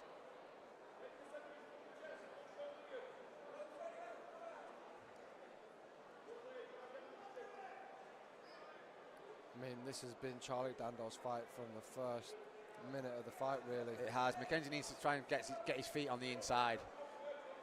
Look, he's going to walk over the cage, threaten some kind of armbar. Look at that cage awareness from Charlie. So smart. Yeah. Well, this is something that you try and drill into young fighters from day one. Not telling Charlie Dando's young, but like it's something you drill into MMA these days. Like, gone are the days where it's just about getting the guy on the ground. You teach fight IQ from day one. You teach cagecraft from day one. And we spoke about the sub-zone guys doing this earlier. They've got incredible fight IQ as a team. I think it's part of their culture to have fight IQ. It's almost expected of these guys at this point, regardless of whether they're on the championship level like Charlie Dando or somebody putting through for a debut. I think it's a clear contrast of styles as well. Like the IMA guys, yeah, they've got sick wrestling. They're also known for the great guard work. Whereas with the sub-zone guys, you can almost always count on them maintaining top position. Because that's 3 rounds there, McKenzie, with his back stuck on the floor, and it's 3 rounds banked for Charlie Dando, who's not took any damage. Charlie Dando giving it to him at the end of the round as well. Charlie Dando in complete control here, 3 rounds in. Well, this is it, like what we were talking about earlier, like how do you pace yourself for a 3-round fight? I think that's a good example of you win those first 3 rounds without blowing your load, man, because people can come back in that 4th and 5th. But it's wearing every time. I think McKenzie's like wary. He's got 5 rounds, so he's not been exploding out the bottom. He's been trying to use his technical jiu-jitsu to hit a sweep. But you know, it's a lot to ask in rounds 4 and 5 to start suddenly climbing to your feet or suddenly sweeping. Well, Lewis McKenzie has really got to find something special now. You know, he needs a finish to win this fight. He needs to keep his distance, and he needs to maintain like some kind of outside positioning. And then if he does get into a grappling exchange, he needs to get on the neck fast as. I mean, Lewis, every single round he has started landing a few nice exchanges. You know, the left hand has been landing for him. So, like you said, it's just all about keeping the distance. And yeah, he's just got to turn it on now. I think Charlie Dando's done a good job, though, of getting Lewis to engage in a kickboxing match and then shooting. There we go. Interesting. Well, this is what I mean. Like, Lewis McKenzie's a great grappler, but he knows that he can't get stuck on his back again. He needs to, if he's going to grapple, he needs to grapple on his terms from the top. He feels like he's quite confident that he can submit Charlie Dando, or else he'd have not stayed in those guard positions for as long. He'd have probably opened his guard a lot sooner. But this positioning right now, bent over in the single leg, is absolutely exhausting. If someone like Charlie Dando, who's 3 rounds up, he's kind of blessed with the ability to almost take a minute here and get his breath back. He doesn't have to overextend himself, you know. He doesn't have to overdo it. He's defending against the cage. He doesn't have to do anything absolutely major. He can fantastic work from Charlie Dando. Nice scramble. He's on the front neck. Incredible. Pins his man with the body lock. Back on the cage, nullifying that guard. See McKenzie tries to use the cage climb up, but Dando's on the back. He's on that ride. He's got 1 hook in. He's got 2 hooks in. McKenzie's doing the right thing, tripod in. Smart IQ there, bailing on that. Good knee, but again, Charlie Dando just in full control. Yeah, man, here, like, really. back on that body lock, hooks in. It seems like the sub-zone method, doesn't it? Like the body lock. The body lock is their move, the single leg and body lock. This has been a beautiful performance from Charlie Dando so far. Doing a good job securing half guard top. Half guard top's a brilliant position for mixed martial arts. Like a lot of jits guys, pure jits guys and girls, they don't necessarily view half guard top as a winning position, but when it comes to mixed martial arts where you can strike, it certainly is. It takes full guard again. And such a composed game plan, right? Like you look at Charlie, he's not breathing heavy, he's taking his time, and he's just controlling every position that he's in. Like one thing I'm really conscious of is being a commentator. You try not to be biased, so I really want to talk about Lewis. Like he's doing a good job of getting his butterfly hooks in at this moment and getting some kind of extension. But when one fighter's quite clearly winning, it is difficult to not come across bias. But right now, it's the Charlie Dando show. He's literally dictating this entire fight. He's got 1 minute left of the 4th round, less than 1 minute, and he's on top again. And good work from the referee here, not being too eager to step in and stand him up, because both men are working. They are trying to advance their positions.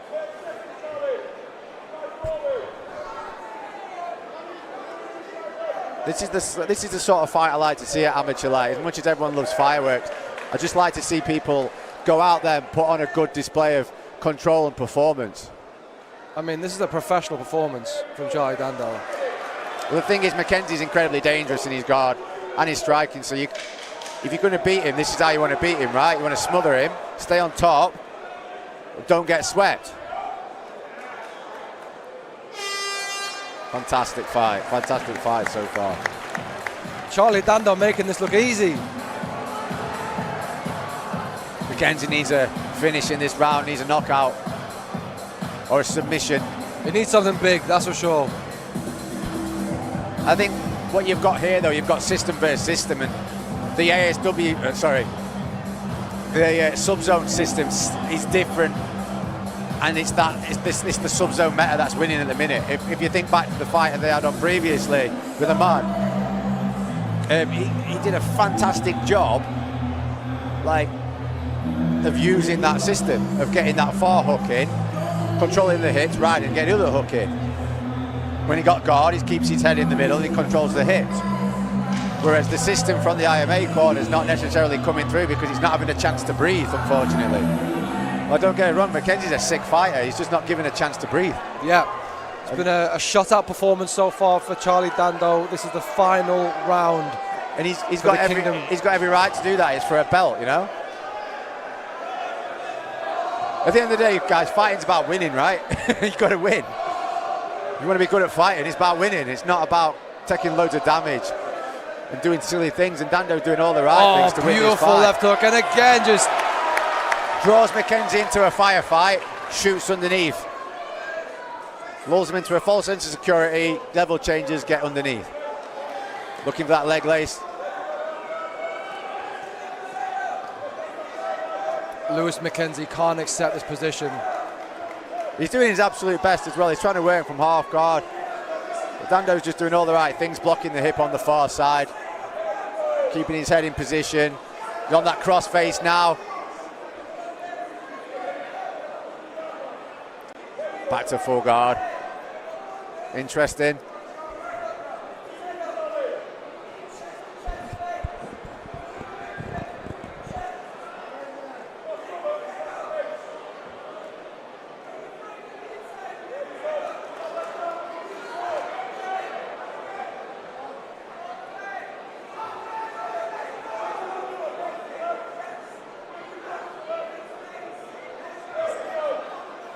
I mean, this has been Charlie Dando for 5 rounds, right? Yeah, this is another thing I want to talk about. I've mentioned before with like Kamakara in the sub-zone corner. He seems to be able to control his fighters like he's controlling a video game character. He can say, go this way, go that way, do this, do that. But a lot of fighters don't respond to that, but the sub-zone guys seem to be able to respond to that. And I don't want to seem like I'm kissing their ass. I'm trying not to, you know what I mean? But it is impressive to watch. Well, of course. I mean, you know, that just goes to show the respect that these guys have for Cam. You know, Cam, like I said before, is one of the best coaches in the UK at the moment. So as a fighter, you know, why wouldn't you want to listen to him? You know, there's such a wealth of experience from Cam. Well, it's something you're going to want to listen to him. Yeah, I think it's something you practice in the gym as well. Like, your coach will be like that in the gym. So when you're actually fighting, you can just respond as you'd respond in the gym. It's the wrong time to start trying to tell fighters what to do in a fight when you don't tell them what to do in the gym. And you don't talk to them when they're doing their rounds. Just less than a minute. Dando maintaining top position again for the 5th round in a row. I mean, what a performance for Charlie Dando. This is probably his most impressive performance at amateur, you know, fighting for the Kingdom belt. Yeah, I agree. A 5-round domination. Against a really good grappler at that as well, man. Like, against a really good grappler. Oh, lovely stuff. Body, Start points, 10 seconds left to go. As a look. Saying who's the champ? Who's the champ? I love that. McKenzie on that arm, but a little amazing bit too... performance by Charlie Dando. Yeah, a little too little, a little too late.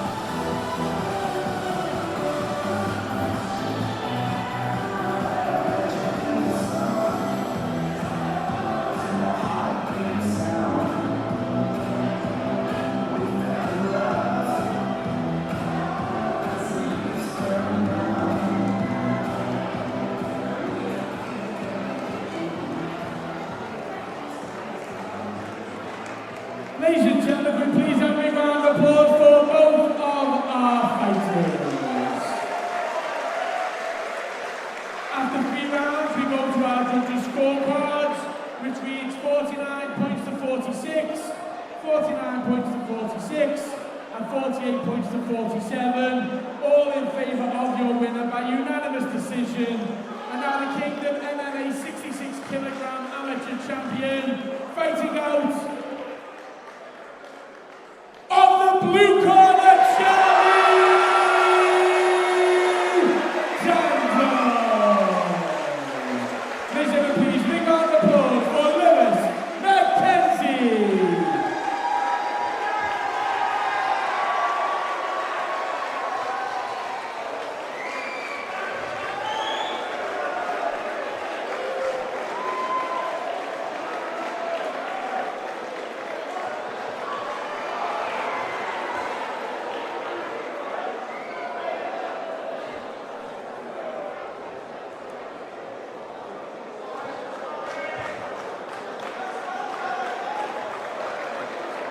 I'm here with your featherweight champion, Charlie Dando, everybody.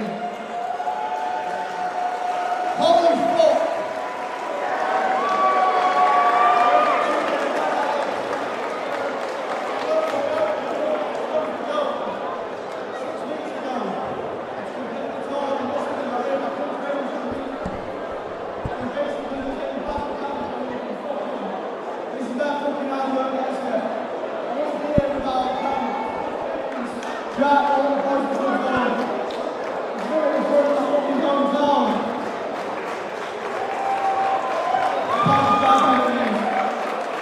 That was a shut-up performance, 5 rounds of combination, the rest of them was just, were lost in every single round. After hitting me, they were injured. What was it like coming into this to put on such a clinical performance in front of the whole crowd, like I said? That was a big problem for this fight. I feel like we were happy with the first round to that one. And I was like, that goes out the window. We've been a bit stalled in the dark. I put a couple of things I wanted to improve on. You were full of confidence when you were talking to me when it comes through. What's next for you? If you've got someone that you'd like to fight? Maybe the title, maybe go. Charlie Dando, everybody.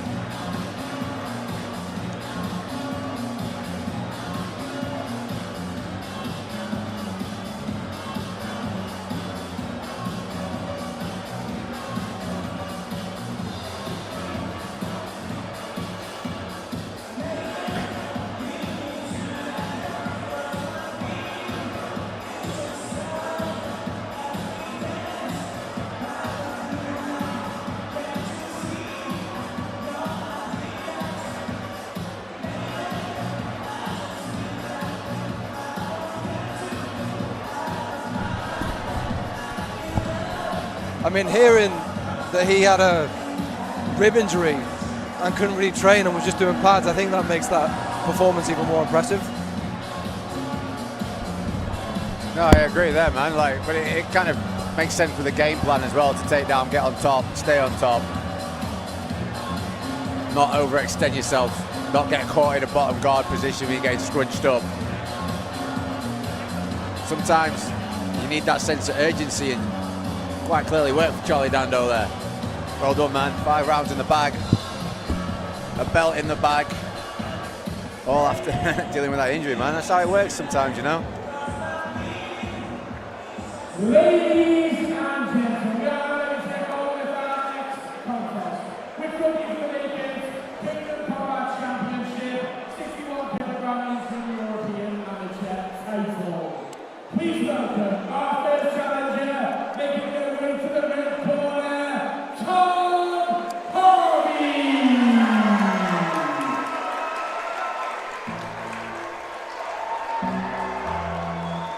Tom El Chapo Harvey.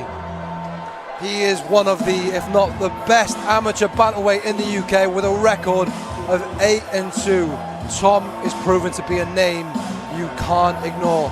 Man, I really love his game. He's so fluid, he's so loose. I mean, his jiu-jitsu speaks for itself, the amount of submissions he's got, but his striking, it just goes on. I mean, his background is striking, but that goes to show how good he is, that all of his finishes have all come by submission. I wouldn't be surprised if it's not long before we see Tom get a finish on the feet. You know, he's such a big talent. You know, the story that him and Liam McGovern have got together, they started, you know, they've been on this journey together for years, right? And, you know, training under Dean Gardner at Aspire. Tom Harvey is a legit bad man. I think as well with Tom Harvey, because he's got such good striking, he makes people look comfortable, he makes them shoot.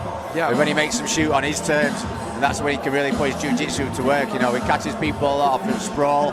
I've trained with him as well, man. Like, he's just so unpredictable. Like, he is just, yeah, his all-round game is fantastic. I think everyone in the UK knows the hype of Tom Harvey.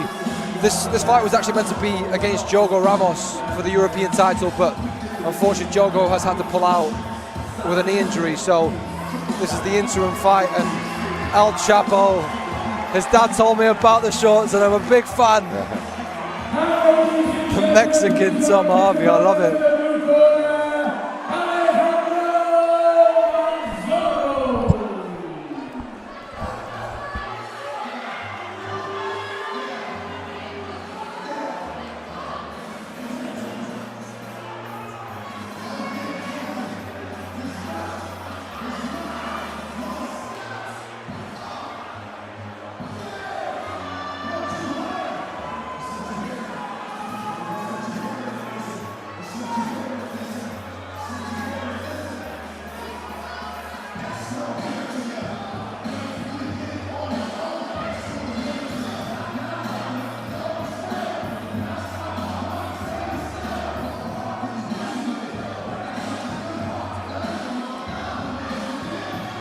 Got an experienced opponent here with Manzaro. He's fought on the IMAF. He's got a super long, like, amateur record. I believe he's had about 17 fights. There's quite a lot of fights going into this. You know, Tom Harvey is going to be his toughest test. But yeah, he's 9-6, so he's had 15 amateur fights. And the best thing about having fought on the IMAFs as well is they fight that regularly, literally multiple times within the week. Alejandro Manzaro, you know, he's a really experienced amateur, 9-6, fighting out of Sevilla Fight Center. You know, this guy's fought at the IMAFs. This could be one of Tom Harvey's toughest tests so far, you know. It's his first time competing in England too. Should have come in summer when it's not freezing.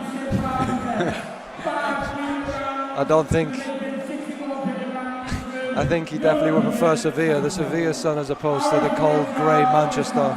Yeah. But he could win a title, so that might change his mind. Took it back to the sunshine, eh? I mean, look how loose Tom looks.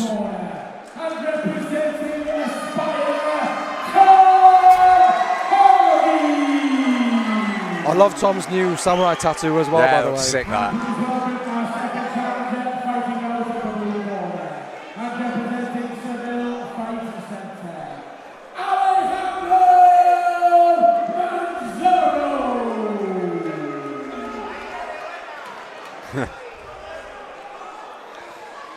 The interim European amateur title fight, Tom Harvey versus Alejandro Manzaro.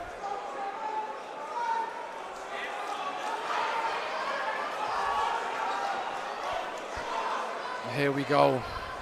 Another open stance fight. Tom Harvey reaching out, trying to gauge his distance. Switches back to orthodox. Catches the leg kick, couple of right hands. Wasting no time, getting stuck into Manzaro. Good head positioning on that single leg. Manzaro doing all the right things as well to try and defend it, but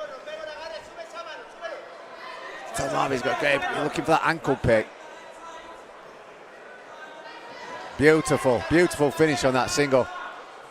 Tom Harvey keeping head inside. Looking for a leg lace here.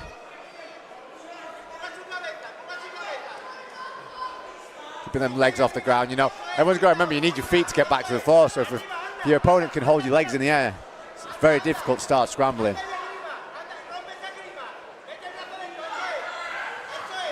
Beautiful work and control from Tom Harvey so far in this first opening minute. Yeah, Tom Harvey doing all the right things, getting straight on that body lock.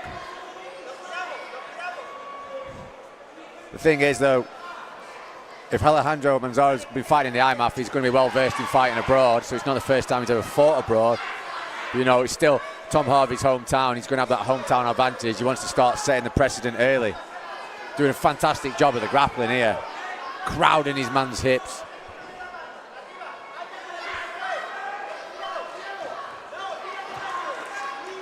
Alejandro tried to trip Tom, didn't work. Tom's now got his back. I think Tom Harvey might have that far wrist control as well. Just lost it. Gets beautiful takedown from Tom. And Alejandro, it seemed like he exerted a lot of energy to try and stop the takedown. Yeah, Tom Harvey's also doing a good job here, like disrupting the breathing there. Alejandro Manzaro. It's being dirty, right? Yeah, man. But it's a 5-round fight. Anything you can do to drain your opponent's gas tank, do it. Tom looking to set up a Kimura here. There's a lot of bruising there on the back of Manzaro. I didn't know if it was like that before the fight started or... No, I don't think so. Showing how much... Nice work from Manzaro here. Driven into the cage. Manzaro getting a nice clean hook there. Tom Harvey using the Kimura sweep. He's using the Kimura to advance position, try and push his man over, but Manzaro's fortunately got the cage in front of him, so can use his head to push off the cage. This looks... Tom Harvey wants to be careful here, because if Manzaro steps around, he can take his back. Manzaro's aware of that too, puts the near side hook in. God, I love commentating on fights. It's like the best thing ever, you know, especially when the fights are as good as these. Well, Manzaro's done well to kind of weather the initial storm of Tom Harvey. Looking for a switch there. Tom Harvey got fingers in the cage. Naughty, naughty. Oh, wow. Transitions onto the back of Manzaro. Woo! Good first round from both guys. You know what? It's like watching two cats fight. Like, nobody wants to put them, be turned upside down.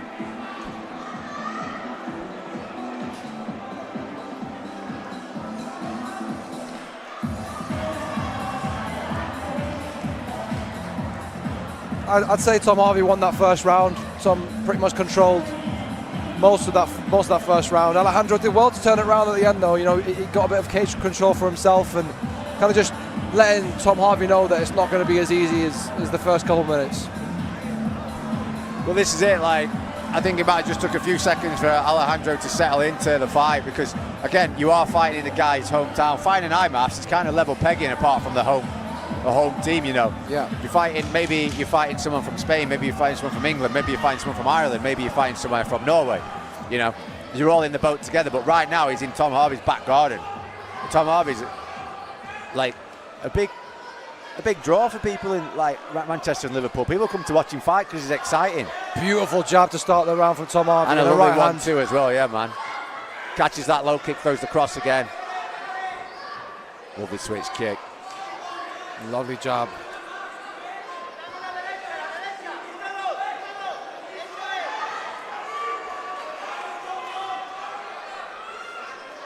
Light on his feet, Tom. Changing stances. Yeah, changing stance. Catches that. Nice Beautiful sweep. Lovely sweep. Heavy hips.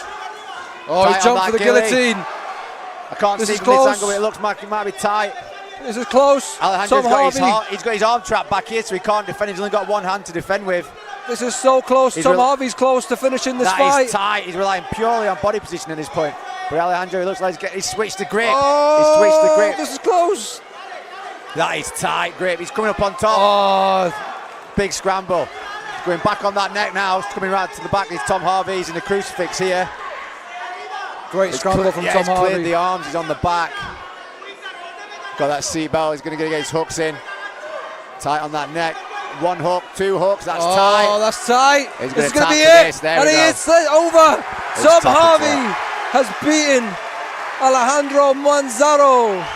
And he boots his mouth guard into the crowd as well. Great performance from Tom Harvey. You've got to admire Tom Harvey's swagger as well, man. So part of his charm. Commiseration to Alejandro Manzaro there. Just lacked the sense of urgency to react to the back take. Did well to fight off that guillotine. I think it took his wind out of his sails a little bit. Tom Harvey, you know, jumped straight on the back. His those hooks in. And that is all she wrote, ladies and gentlemen.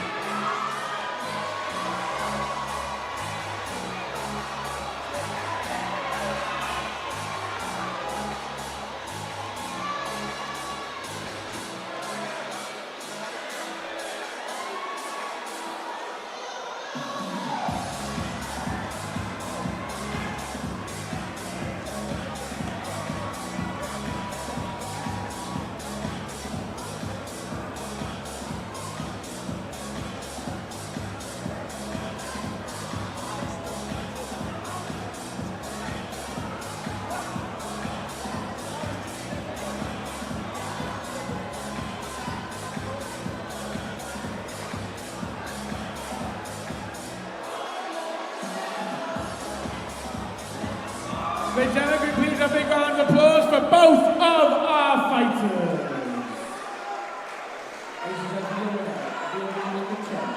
After 1 minute and 14 seconds of round number 2, and now the Kingdom Combat Championships Interim European Champion, Tom Harvey.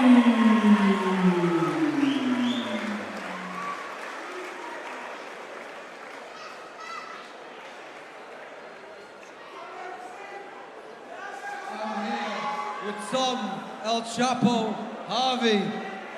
Mate, you smothered him in that second round. You got a beautiful choke. You smashed his jaw. How does that feel? Feels good. Gav. Diogo! Look at that, lad! Hey! Diogo Ramos, I think, should be around.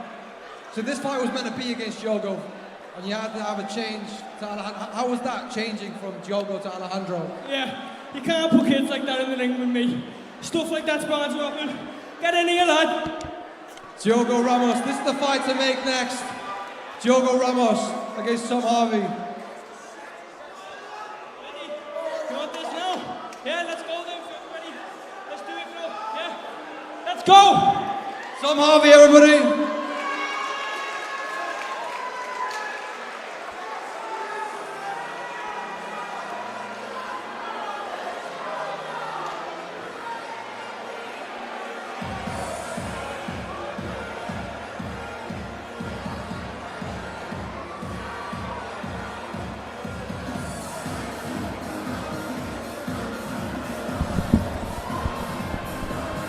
Fantastic performance by Tom Harvey.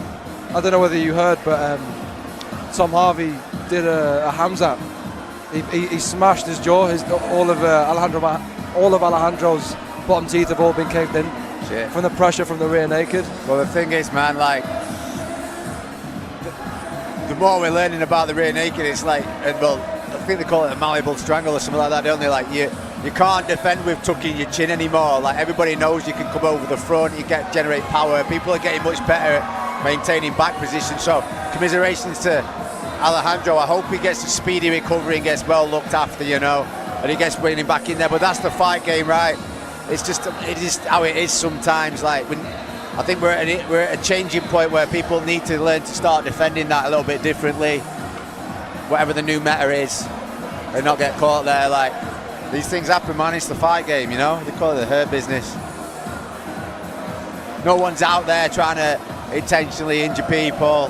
You should hope not, anyway. But these things happen, especially when it comes to submissions and title fights. You know, there's a lot on the line. There's no malicious intent at all, you know. Like you said, it is just a fight game. It's a result of the business, man. Everyone knows what they sign up for. Like we've all done it, we've all put our chin down and thought that we'll cut it out that way, but the more everyone's learning about applying these like chokes to the bottom of the chin and the face and the neck, like we're learning that that's not how you can defend him. We have got one more amateur title fight left between Anthony McGovern and Yves Musasa. This is one I've been looking forward to. You know, Anthony and Yves, they don't get along.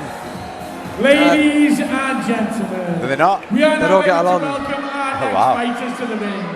This contest is for the vacant 70 kilogram Kingdom Combat Championships European Amateur title. Please welcome our first challenger making their way to the red corner, Yves Musasa.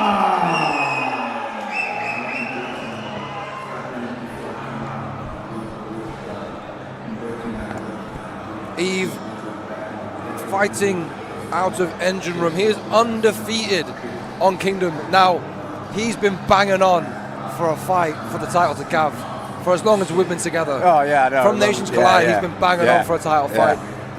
This is his opportunity. You know, you manifest it, you speak it into his existence. You talk about this for so long. You finally got that opportunity. Are you going to live up to the expectations you've put on yourself to become a champion? Let's do or die. Yeah, well, and this is the thing I like about Yves as well. He's a perfect example of like a guy with self-belief. You don't have to go to a super gym to win get a chance to fight for a title.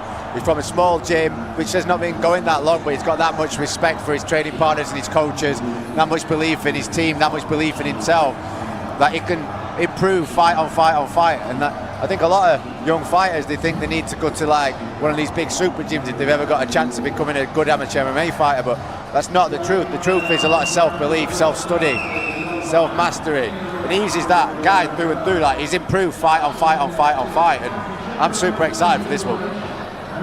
Well, they say the majority of the fight game is mental, right? It's all about your mental attitude, your mental preparation. Really cool, all these lights, man.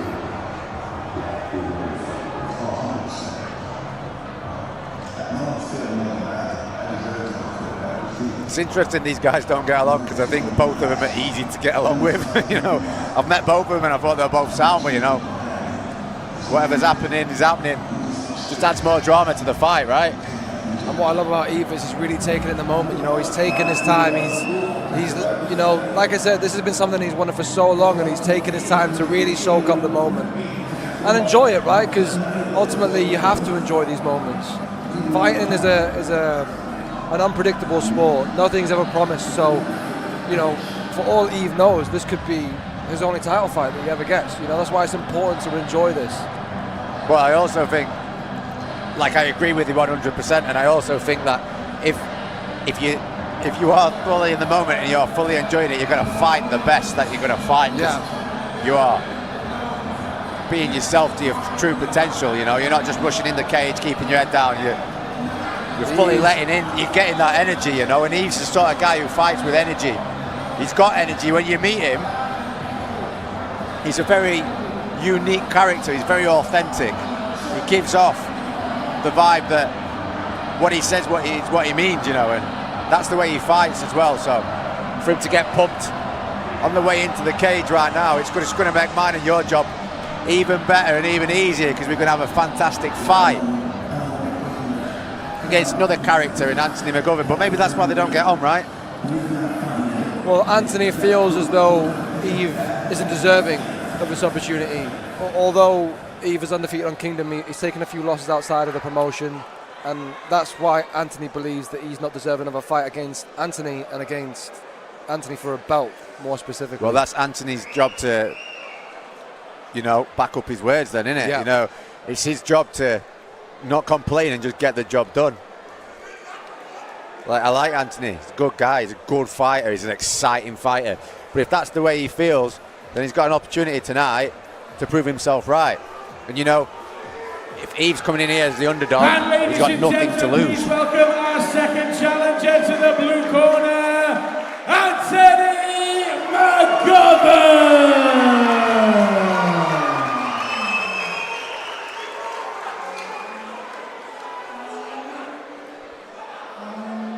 Anthony McGovern, 5-1, fighting out of titanium, but also training at Liverpool Combat Academy, Loz's gym, you know, mixing in with fantastic fighters, the likes of Curtis Campbell, Conor Walsh, Charlie Barmer.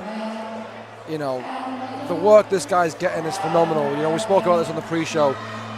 His last fight on Kingdom, he lost to Craig McGrattan. Craig McGrattan since turned pro, and you know, Anthony has taken that loss so well. He's gone away, he's got 3 fights, 3 finishes. All 5 of his fights have come from finishes, so you know he leaves it all out there. I've spoken to Anthony about that loss, and you know, that loss burns him. You know, it's left a hole in him that he wants to get that fight back. And that hunger, that eagerness to kind of prove the chip on your shoulder that, you know, you're better than that loss has resulted in him, you know, taking a new level in this game, and we saw that in his last 3 fights. You know, look how calm and composed he is. He's such a phenomenal striker. He's only been in MMA for a short, you know, a few years, but his wrestling, his grappling is through the roof. You know, I've trained with him. He always plays with his food, it feels like. You know, he knows exactly what his distance is. He knows where your weaknesses are, and he's just a brilliant, solid, all-round fighter. Anthony McGovern is dangerous anywhere it goes, and he's a genuine prospect. Well said, Paul. Well said. I hit the nail on the head there, man. A genuine prospect. Got good fast hands, good distancing, good positioning.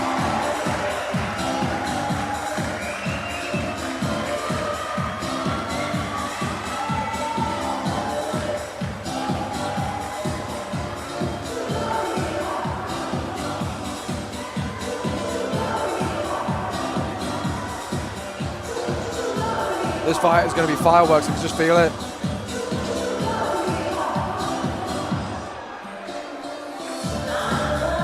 Knowing how these 2 fight, I'm not going to say it. I don't want to do the commentator's curse, but I'm not expecting 5 rounds.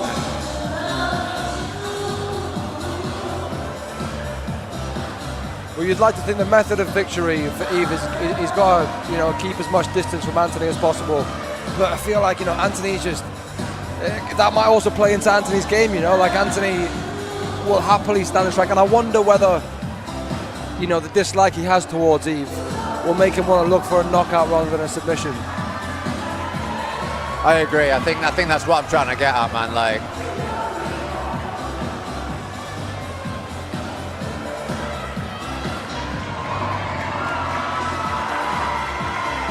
straight locked in. Ladies and gentlemen, we are live on Empire Combat Pass, powered by Pound for Pound and Flux. Kingdom Combat Championship proudly presents 5 3-minute rounds for the vacant 70-kilogram European amateur title. Our referee in charge when the action begins is Dando. Introducing our first challenger, fighting out of the red corner, representing Engineer Musasa. Eve looks like he's in phenomenal shape. Yeah, we're going to say, man. Second challenger facing him across the cage and fighting out of the blue corner, representing Liverpool Combat Academy and Titanium Combat Academy. Ooh, I'm a bit nervous for this.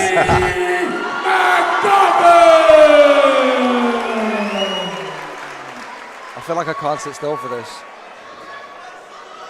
I remember Eve coming up to us after his first fight telling us he's going to be fighting for the title soon.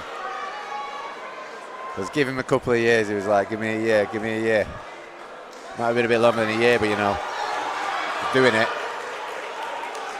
Anthony McGovern versus Eve Musasa for the lightweight European belt. Anthony McGovern wasting no time. Oh! Eve's returned with a calf kick himself. Bit tip for tat there. Ooh. He's with his hands super low like usual. Oh, right hand landed on Eve then. Did McGovern just a little bit tighter on inside there. Second okay. Right hand. He's got to be careful. He's lunging in with his head a bit high. I think Eve feels like he's got something to prove, and McGovern's really not going to let him. He's going to stay on the outside for as long as possible. Oh, nice right hand from Eve. Eve's got that boxing experience as well, hasn't he, from when he was in the army, right? Yeah. McGovern with the knees to the body. pretty much impossible to defend that knee as well when you're on one leg. Eve doing a good job with his head positioning, bit of dirty boxing. Oh, some nice strikes, beautiful knee. Good body shots. Again. Referee doing a great job there getting out of the way. Oh! McGovern with the left hand, whoa! Right hand as well. Eve with the left hand, it's like they're fighting a mirror.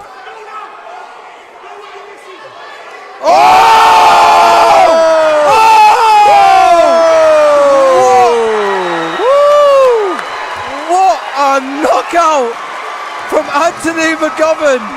Step through right hand, right on the money. The place explodes.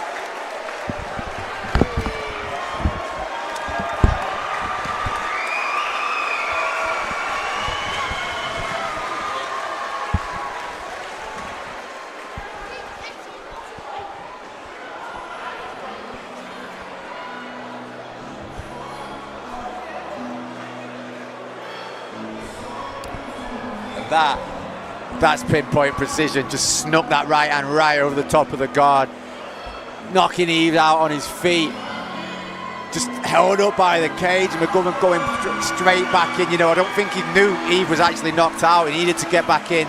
You know, the referee did a good job of stepping in there, but that's all about, like I was saying, he's got them hands low, he's coming in a little bit, and you know, if McGovern had something to say, he certainly said it right there. Took any kind of doubt, made a statement with that performance. He was doing a good job of landing that right hand early as well, just catching Eve with the wide shots, sneaking down the middle with a short right cross, but you know, once McGovern got the right arm extended, so he's hitting his man on the end of his punch. Gee, man, that's all she wrote. So difficult to take a shot on the side of the jaw like that. Well done, Anthony McGovern. Commiserations, Eve.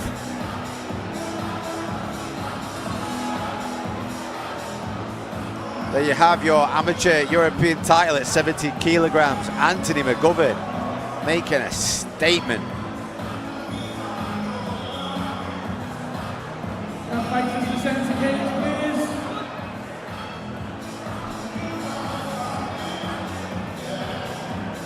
Ladies and gentlemen, can we please have a big round of applause for both of our fighters.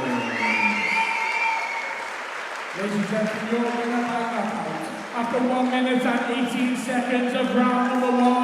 And now the Kingdom Combat Championship 70 kilogram European champion, fighting out of the blue corner, Anthony McGovern.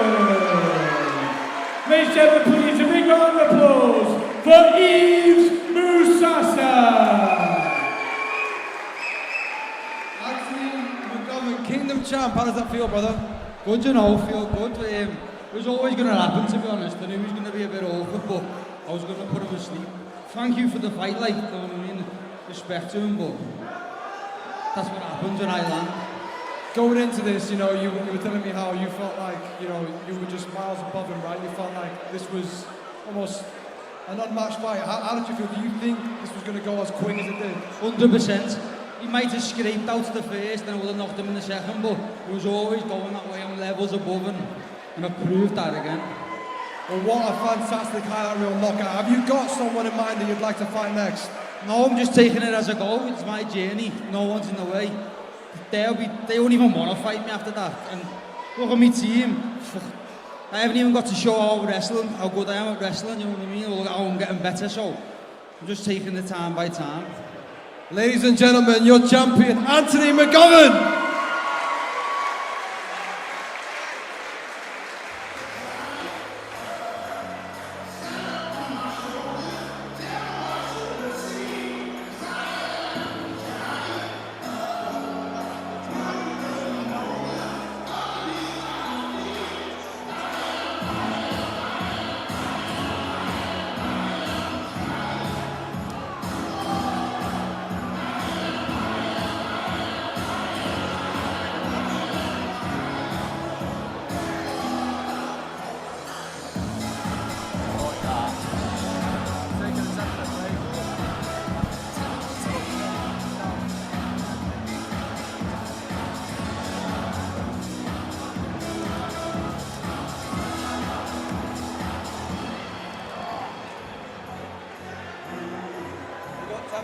All right, bud.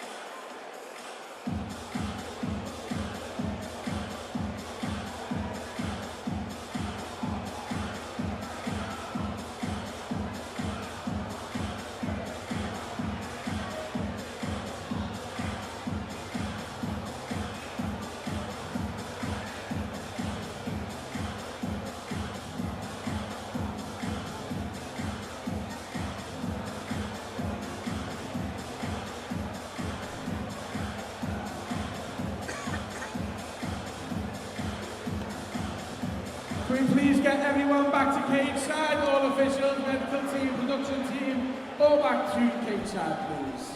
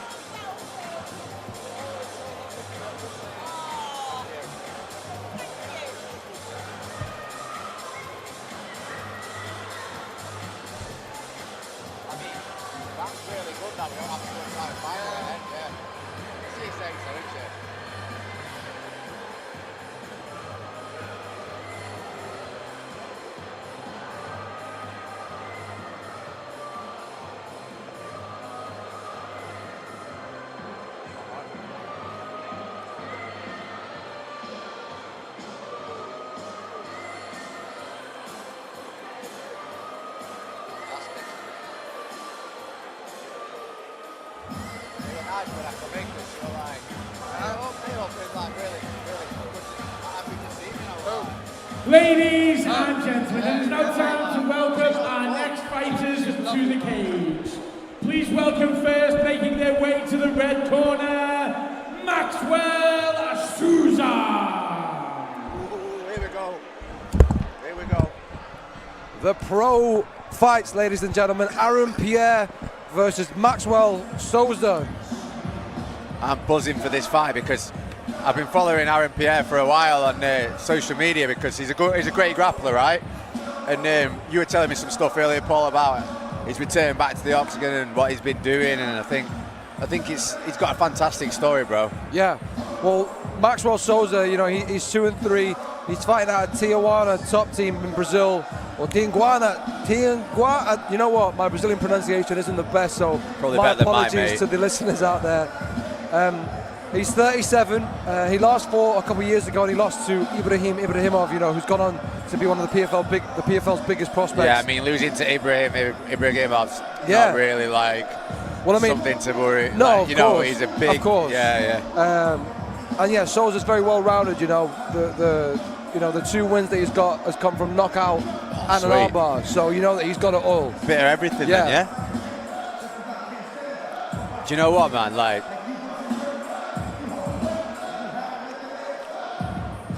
I'm thoroughly impressed the fact like how many pro fights we've got on this card to what we've had on Kingdom before. Yeah, it's the most amount. Yeah, like we've got some great fighters on. I know I always say this, but I'm really looking forward to seeing like the difference in rules changes for MMA, because you've got like in pro now you've got the 12-6 elbow, which you didn't have before. Yeah. And obviously like and the grounded opponent rule. So like with the 5-minute fights, it opens up to a different kind of story, right? A lot more can happen in 5 minutes. It's literally nearly twice as long as an amateur round. I always love seeing you know, one thing that I love about Kingdom as well is, right, we're seeing such a diverse amount of fighters from all over the country, all over the world, coming to, knowing that Kingdom is the promotion to come on to fight. But Aaron Pierre, man, you know, before his hiatus, he was one of the best amateurs in the country, 8-1, 6 finishes. He's 1-0 as a pro. He's since had a very, you know, tough few years. In the time that he's been out, he had to take some time away to, unfortunately, look after his girlfriend, who sadly got cancer and unfortunately ended up passing away. And you know, that takes a toll on you when you look after someone. And you know, he also broke his collarbone. But one thing that he's never done is he's never stopped leaving the gym. You know, he's since moved to sub-zone. He's gone from purple to black belt in that time. So his head wasn't necessarily in fighting, but he was always in the gym. And you know, although his striking is absolute mustard, you know, serious power, it'd be really interesting to see how his game has evolved from that to now being with Cam at sub-zone and blending in his fantastic jiu-jitsu and wrestling. And ultimately, you know, this is going to be a massive fight for him because it's, you know, so much has happened since his last fight, right? So it's about dealing with those emotions and enjoying the moment, you know, and just being ready to put on the performance of a lifetime. Absolutely, and I think sometimes time away from the cage, if people are still in the gym, they come back a different fighter because they've been able to, rather than worry about going fight to fight, they can concentrate on themselves, concentrate on their development mentally and physically, and they can download so much more information because there's not the pressure of an upcoming fight.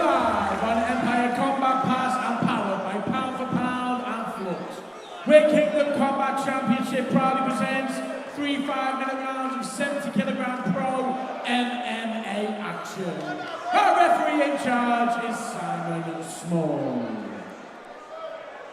Introducing our first fighter, fighting out of the red corner, representing Shootbox Brazil, Maxwell Souza.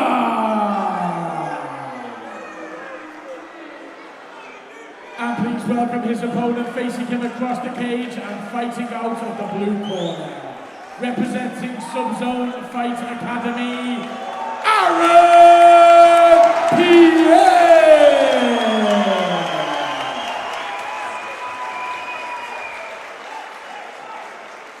Massive fight for Aaron Pierre and a big return also for Maxwell Souza. He's got an opportunity to silence the crowd in Manchester. Our first pro fight of the evening. Aaron Pierre versus Maxwell Souza. Nice. Souza wasted no time on that calf kick. We've seen a lot of calf kicking tonight. I mean, it's such a great kick, right? It is, because it's incredibly difficult to check. Question mark kick there from Souza.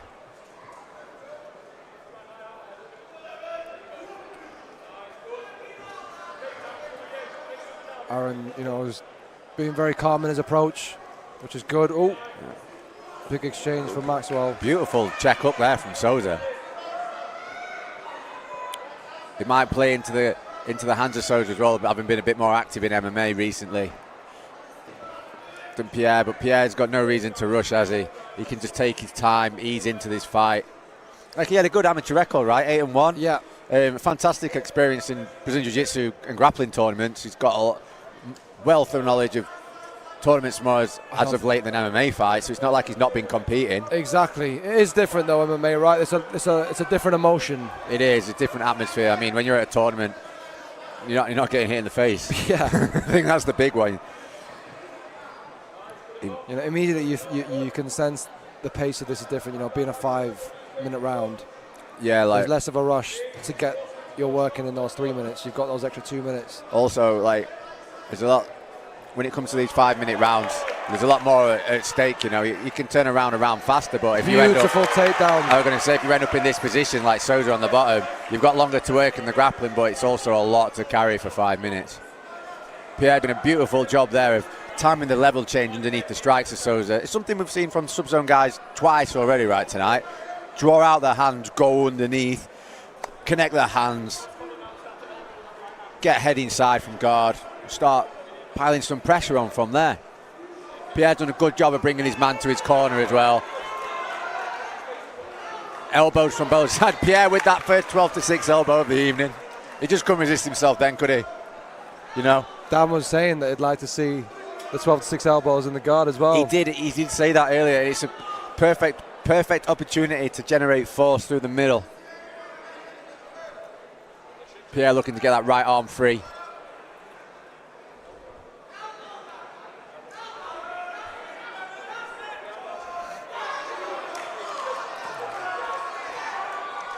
Yeah, the elbows make such a big difference in professional fights. Absolutely, and the thing that people need to remember about elbows as well is they open up cuts, and if you get a cut open in the first round, it's going to be something the referee's going to look at for a long time. Elbows stop fights more for cuts than knockouts, right? Beautiful ground and pound here from Aaron Pierre. Stunning ground and pound. Great control of the hips as well. There's gathering the hips there as Souza. Souza using his butterflies. But beautiful work here, right in front of the cage. Right in front of his corner, sorry. Souza's doing a good job of keeping Pierre's posture broken for a little bit, but then once Pierre breaks off, he wastes no time throwing in the elbows. A lot of these elbows are bouncing off the arms of Souza, but still. Another. That one landed. Souza looking for the armbar. He's trying to walk his hips. Pierre doing all the right things, lining his hips up. The thing is, man, like when you've got high-level grapplers on the ground, you can't ever let the bottom person's hips get too much of an angle on your top person, because that's when you get hit with the triangles, that's when you get hit with the knee bars, that's when you get hit with the arm bars, that's when you get hit with the omoplata sweeps, things like that. You've got to constantly keep your hips in line. And Pierre's doing a fantastic job of that right now. And he's so physically imposing too, right? The man's a ball of muscle.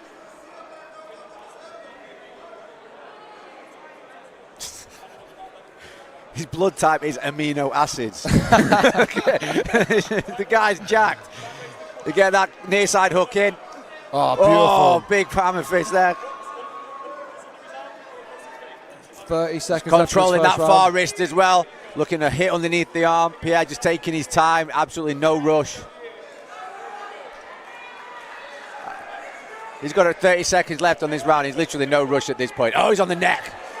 He's going for it. It's less than half a minute left.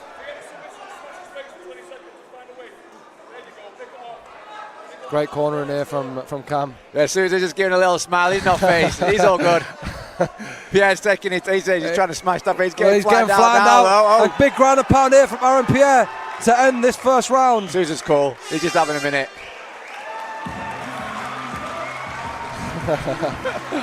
I love a bit of cheekiness. Yeah, I mean, you've got the corner there.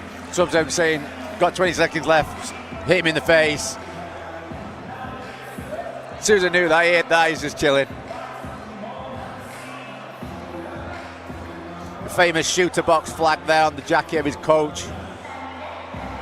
Shooter box known for putting out ferocious fighters. Had a real big heyday in the 2000s, especially in Pride. Had some great fights in the UFC since. Like my all-time favourite fighter, Shogun, was a shooter box fighter. Who's this cornerman? He looks very familiar. He does, mate, but like, I've got terrible memory for names. Like I'm absolutely awful. We're in a fight. We're in a game where short-term memory doesn't come along all the time. Yeah, I'm not very good at names. I'm sure he's a UFC fighter. You'll have to ask him when we're done, Paul. It's not the time to Google it, is it? No. The second round is upon us. Here we go.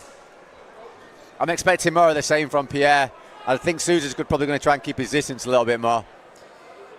I think the first couple of minutes as well for Aaron was kind of clearing the cobwebs of the pressure of the first fight in a while, and we saw him really get into it. And beautiful outside trip on that double, yeah. The thing is as well, when you've had so much time off fighting, you need them couple of minutes just to go by. You don't want to. Everyone's worst nightmare of having a break is get knocked out in the first 5 seconds. And look at the difference. He had a much slower first round, getting to the takedown, and no messing around in the second round. He's gone straight to it. Yeah, Pierre doing a good job of clearing that hook. Souza on the leg. Oh. But Pierre's doing all the right things. He's sprawling on the hips. He's collapsing the hips. Heavy pressure, blocking the hips. Guys, it's all about the hips, right? Shakira had it right. Hips don't lie. When it comes to fighting, it's all about controlling the other person's hips, because that's their power base, right? That's where they generate force. But Pierre doing a good job again. They're just peppering shots. Just every shot scores, every shot accumulates. Beautiful ground and pound here from Aaron Pierre. Yeah, don't forget, guys, we're in the 4-ounce gloves now. So all the fights you've watched so far have been in 7 or 8 ounce amateur fight gloves. These are professional fight gloves. With 4 ounces, half the weight. They're also a lot sharper on the sides. Referee caught the red corner gripping the cage there. Good ground and pound. I mean, this is a fantastic position here. Yeah, Pierre's got that Dagestani handcuff, and, you know, I've rinsed Cam's instructional on how to get this position, you know, and I teach it my guys, and I use it myself when I'm sparring. And well, I mean, this is 3 minutes. Sorry, Paul, but no, but you're it's completely a right. fantastic position to be in for the top player, because you're almost rendered unable to move on the bottom, and it just opens up the strikes on that open side. Top half guard. Aaron's still got 3 minutes of this round, and he's landed some great damage already. Maxwell can't just accept being on bottom, and he is working to try and get up, but it's not looking good for him in the second round so far. Fantastic strikes here. Referee's going paying close attention. And he's giving away his back. He is. And he could get flattened out here. I think this might be a little bit of a trick, though, to be honest with you. I think Souza needs to start defending them hammer fists, because, like I say, the referee is watching this fight quite closely at this point. Pierre's got 2 hooks in. And he's he flattens him out. And this could be the beginning of the end. Could be. Aaron Pierre referee waves it off. wins. After 5 years out of the game, he comes back with another finish. Fantastic performance.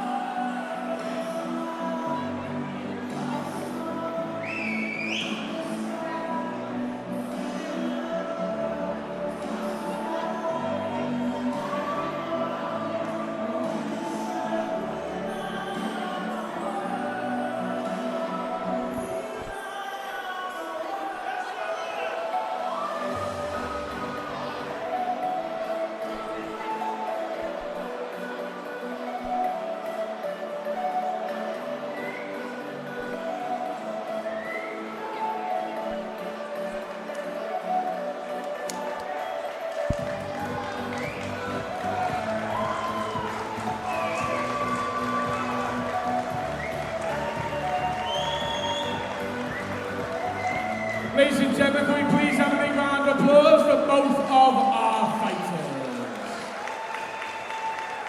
Your winner by TKO after 2 minutes and 42 seconds of round number 2, and fighting out of the blue corner, Aaron Pierre.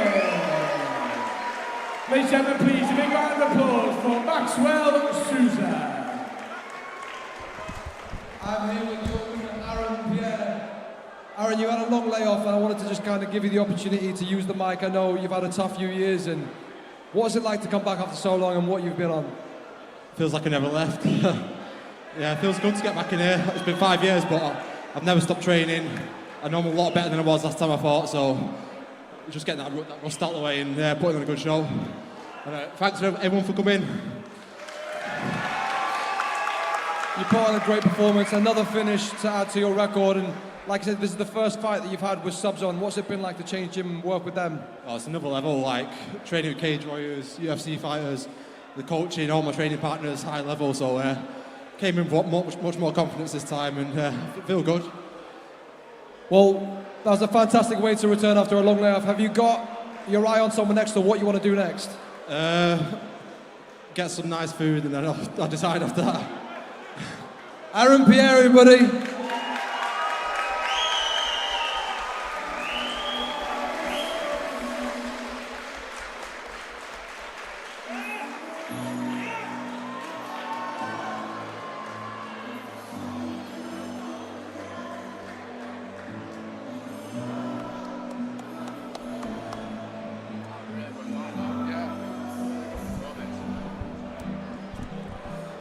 A really solid performance for Aaron Pierre. I love that he said it's like he never left. Well, he's got a fantastic team around him, Annie, and good mindset, great attitude for fighting. I love to watch those sort of things where people can come back as they probably imagined it, you know, and get back into fighting after life, because life's a serious thing, right? Life's bigger than fighting, and people need to remember that. So I always enjoy it when I can see someone get back in there on their terms and have the success that they envisioned and probably manifested from their hard work, you know. And it's beautiful to see, man. And it's also, you know, this isn't a game that you can cheat. Yeah. And you can tell that, you know, even though he's had the long layoff, that he is seriously putting the work, and he's looked like he's not missed a heartbeat. Good for him, man. Good for him. 2-0, right? 2-0, and still super young, right? Well, I don't know how old he is. I believe he's 28. Yeah. Don't bank on me being correct. It's probably young. It's probably not the best thing to say as a commentator, but yeah, he's a young guy, man. He's still got so much time ahead of himself, and you know, we saw, you know, that the first couple of minutes, maybe a little bit of that ring rust, that, you know, just having the feel of being in the cage again, got the takedown, and in the second round there was no messing, straight to work, and you know, his patience paid off. Yeah, great win. Great win. Ladies and gentlemen, we are now ready to welcome our next fighters to the cage. Please welcome first, making their way to the red corner, Hayden Sheriff.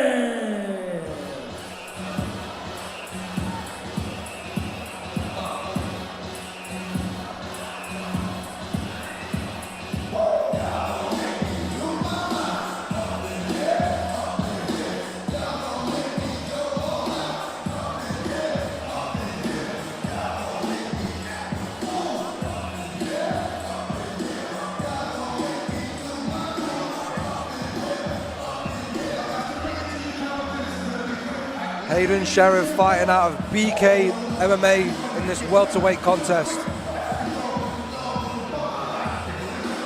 Shane Howard in his corner.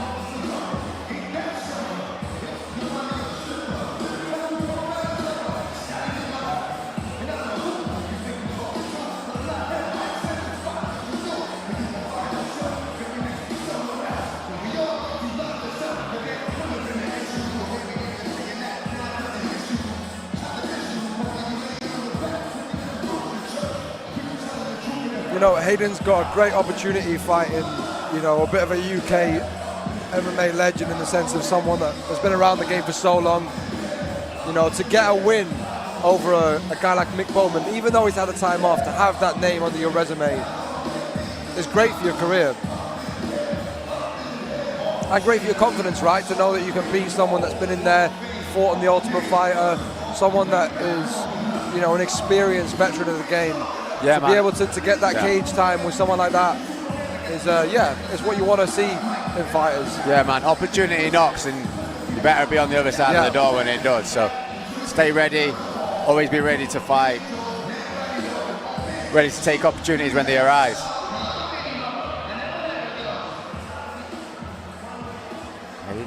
And ladies and gentlemen, please welcome his opponent, making his way to the blue corner, Mick the Omen Bowman!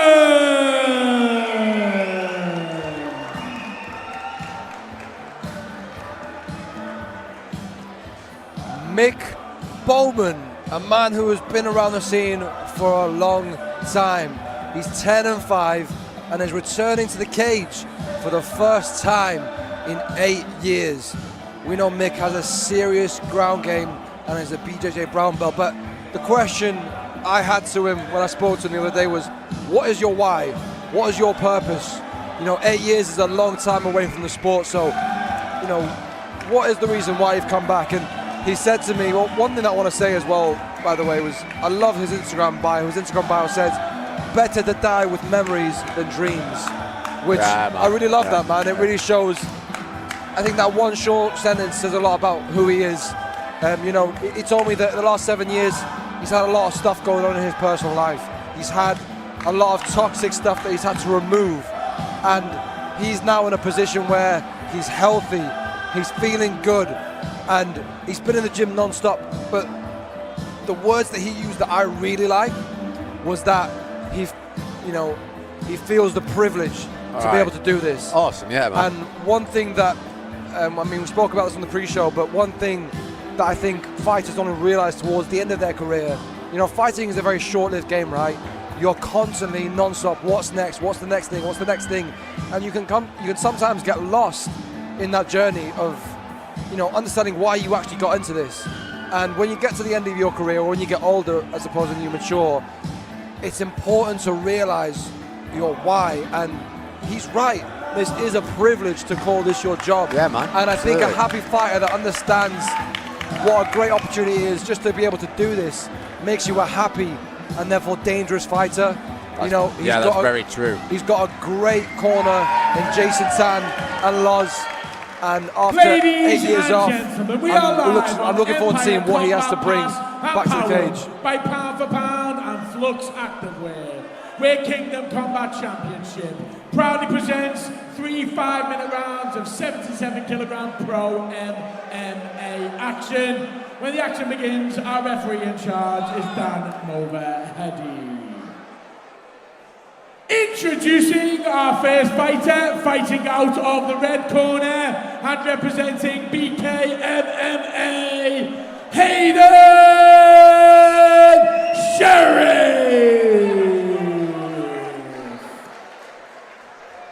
And ladies and gentlemen, please welcome his opponent, facing him across the cage and fighting out of the blue corner, representing Liverpool Combat Academy, Mick the Omen Bowman!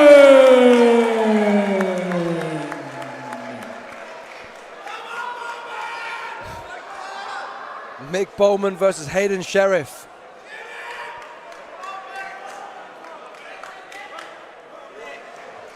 And away we go. Bowman immediately with that big low kick, takes center cage, wasting no time. Getting stuck in. Oh, beautiful kick. Second. Oh, his leg looks like it's buckling already. He's always heavy on that. He's always heavy on that front foot, his Sheriff. It's going to be an early finish, I think. Well, that's what he's known for. He's known for being heavy on that front leg. So I'm sure Bowman's corner are looking at that going into this fight, and he's super sensitive about this. This is going to be a short night in the Big office elbows there. for Mick Bowman, and it's all over. Mick Bowman returns in style.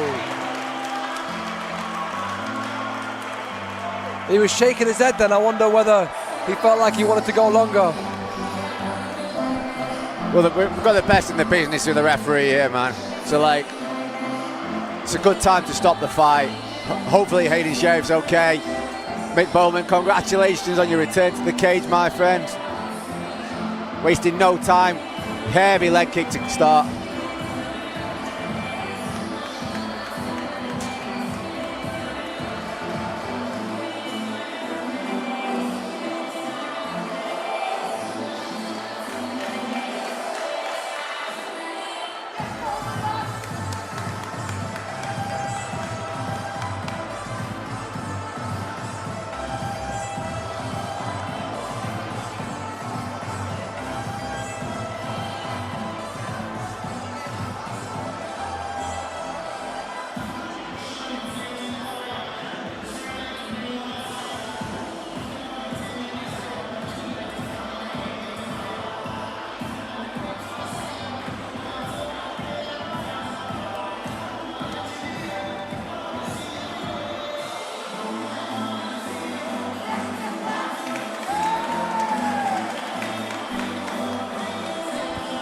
Grab fighters to centre cage, please.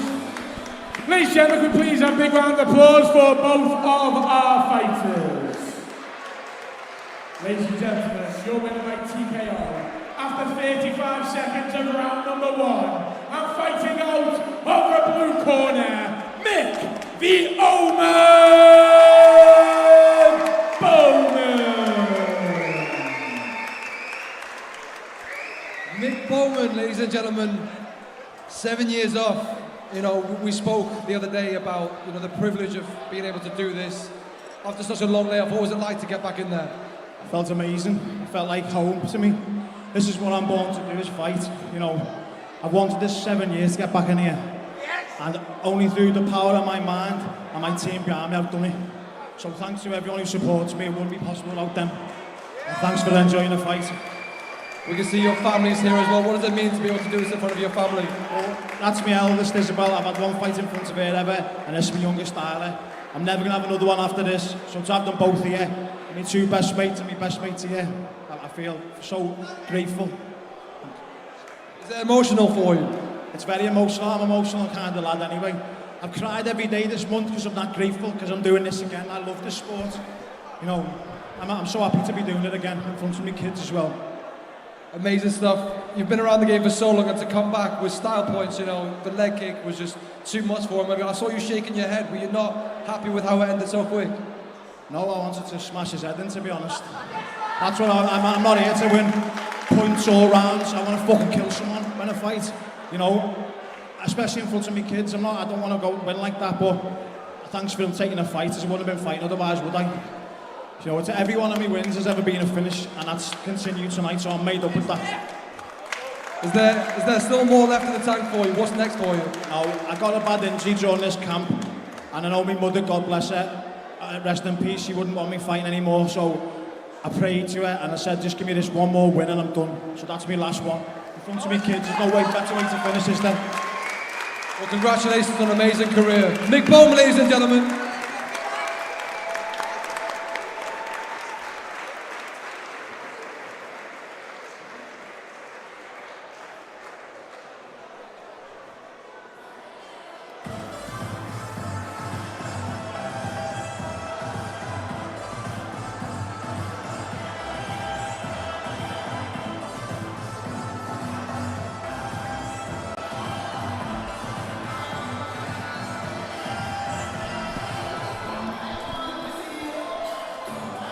Mick Bowman, what a guy, man.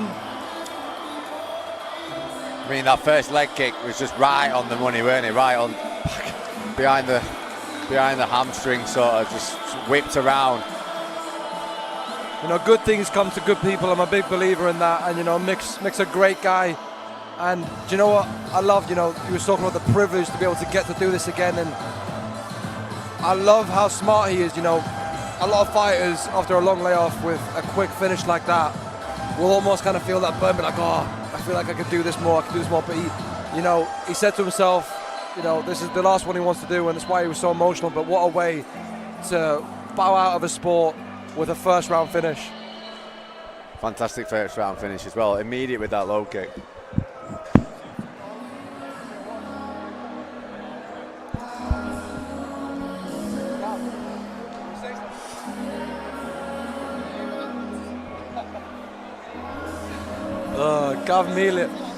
Gav Melia, the main man, is right next to me. What a show he's put on, you know. Gav Melia, fantastic one of the best guys in the fight game. Show. Kingdom is doing fantastic things. I'm honoured to be a part of it, and you know, what a show for the fighters, what a show for the fans. We've got 2 fights left, ladies and gentlemen. Up next, our co-main event, Oliver Tero against Warlin Lopez. I remember Oliver Tero's last fight on Kingdom, man. Mate, he smashed Lookman to here. Yeah, Lookman's a tough kid. Lookman's really no walkover guy. at all. You know, we talk about prospects. You know, I feel like that's been a theme throughout the entire show, because we have had so many brilliant fighters fight tonight. But when you talk about Oliver Tero, you talk about the real deal. Well, you're getting a lot of young men coming through the sport, a lot of young women coming through the sport, who've got backgrounds in combat sports of varying degrees, but the ones that are coming through judo and wrestling or high-level amateur boxing tend to do incredibly well on amateur MMA. I think the short rounds suit them, and they're so used to competition. But now it's professional time, isn't it? Ladies and gentlemen, I'm ready to welcome. I know he's already made his pro debut, but like, please welcome first. It's going to be good to watch him pro. The red corner, Warlin Lopez. Lopez is 1-3. He's a striker who comes from shooter boxing. You know, he's from Brazil. He trains in capoeira. He said that he is coming for a war. You know, I said this a couple of fights ago, but there's always a fantastic opportunity for underdogs on a big card to really steal the show and derail a hype train and really get your own career going, you know. Lopez has 4 fights as a pro. This is his 5th. I think he needs to lean on that pro experience in this fight with Oliver Tero. He's got a great challenge, but that's what he's got to lean into.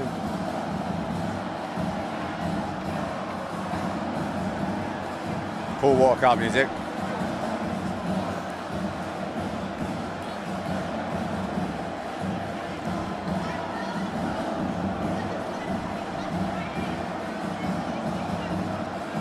I think one thing is you have to find as well with people coming to fight from abroad, like they can be the most unpredictable people to fight because you can't necessarily get that much information on them. It's not like when you watch some of the locals guys come up on the scene from when they're like 16 to by the time they're 24, you've got like 8 years of watching them. But when you're fighting, when people are coming over from Brazil, Portugal, wherever, you're not necessarily like watching them come through the ranks, so they can be a lot more unpredictable. And if they're an underdog, they've got nothing to lose, right? No.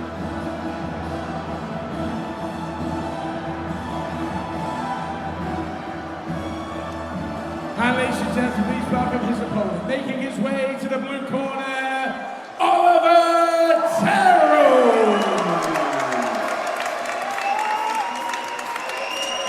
Oh, I love this. I love this song. Said it again, Oliver Tero is the real deal. 7-0 amateur, and he was ranked the #2 amateur featherweight in the UK and Ireland and number 11 in Europe. Like we said, his last outing at Kingdom was a first round stoppage of Lukman Tahir to win the featherweight belt. His ground game is fantastic, but he's a brilliant southpaw with solid boxing. His teammates say that he's got unbelievable work ethic in the gym and is a freakish athlete. The sub-zone guys, I mean, we've been saying so much about them all night, but they are unbelievable. Kamatakuru, and they've got a brilliant team. And you can see the atmosphere that's been built in here for Oliver Tero. This is the beginning of what we think will be a successful journey in professional MMA. I think as well for a team and a stable like that to be saying he's got unbelievable work ethic, he's got this, he's got that, like to be the cream of the crop in that room says something. You know, it's one thing if it's like a backyard team who no one's ever heard of saying that about their guy, but when you're the cream of the crop on a mat full of killers, a mat full of hard workers, guys that put a shift in like nobody else, and that's saying something. Of course, and we talk about the transition from amateur to pro, right? Oliver has said in the build-up to this fight that he feels almost more comfortable knowing that it's now pro. The fact that he has an added element to his game with the elbows, I think we're going to see Oliver look to utilize the elbows, particularly in the ground and pound. Oliver Tero, here he is. Ladies and gentlemen, live on Empire Combat Pass and powered by Pound for Pound and Flux Kingdom Combat Championship, proudly presents 3 5-minute rounds of 66-kilogram pro MMA action. When the fight begins, our referee in charge is Simon Small. Introducing our first fighter, fighting out of the red corner, and representing Shootbox Brazil, Lopez.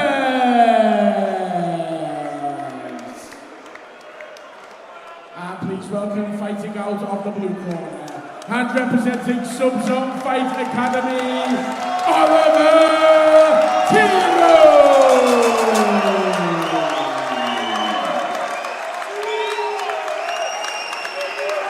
Pro debut for Oliver Tero. Thing is, he's no stranger to elite sports. The guy was an elite judoka, right? So to be entering the professional ranks right now, perfect. You know, 7-0. Hometown fight. Finished his amateur career with the belt. It's the right time, right? Of course. Little feeling out process here by both men. Oh!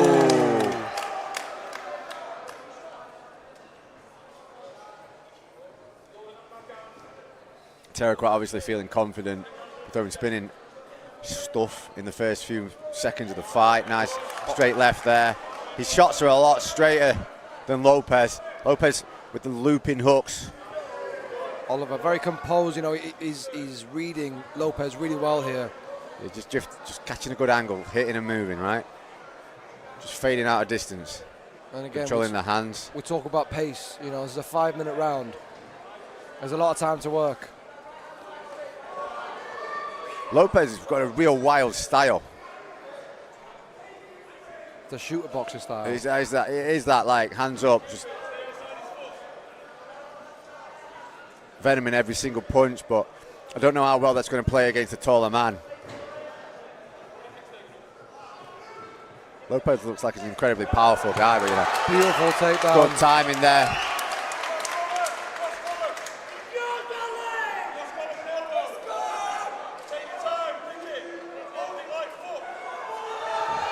Big heavy elbow, so you've got the corner there, Souza, I'm saying, load it like, because every shot needs to count when you're in the guard at this point. Cross collar call from Kamatakuru. There you go. The elbows. You may as well land big elbows, right? There's no point landing little shots when you've got such a dominant position. You may as well make every shot count. That way. Oh, big shots. Well, this is it. This is how you're going to get your finish, right? Big shots to set. Big elbows. Set up a big opening. Even more big elbows. Lovely crucifix there, pinning that bottom arm. This is a dangerous position. Oliver is in a great position here. He's got no reason to rush either. He's not even halfway through this round. He's got all the time. Beautiful stuff. That shot hurt. This could be the beginning of the end. Lopez is in danger. Referee's going to step in any second now. Well, Lopez has just sort of woken up and started defending. But for a minute there, he wasn't defending at all. Half guard here for Oliver. Well, that tail just riding, he's coming onto the back. He's going to sit back now and just put some shots in. He's a bit high at the moment. Yeah, he needs to sit back a little. Flatten him out now, drive his hips in. There we go. This has been a one-stop show for Oliver Tero so far.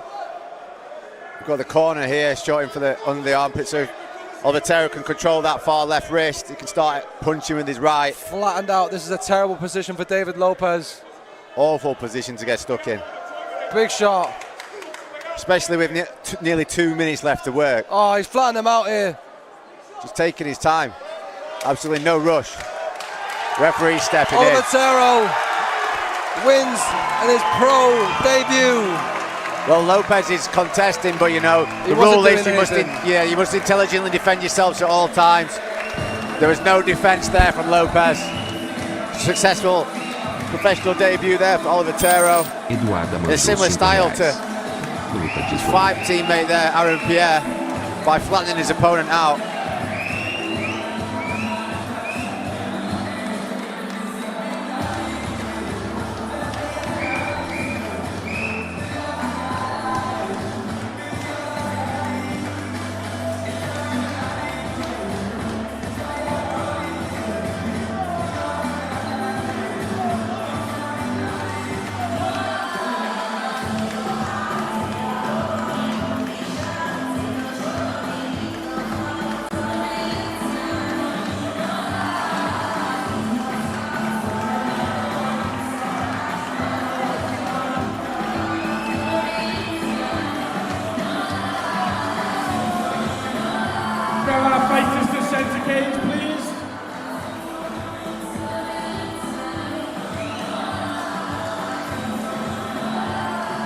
Ladies and gentlemen, can we please have a big round of applause for both of our fighters?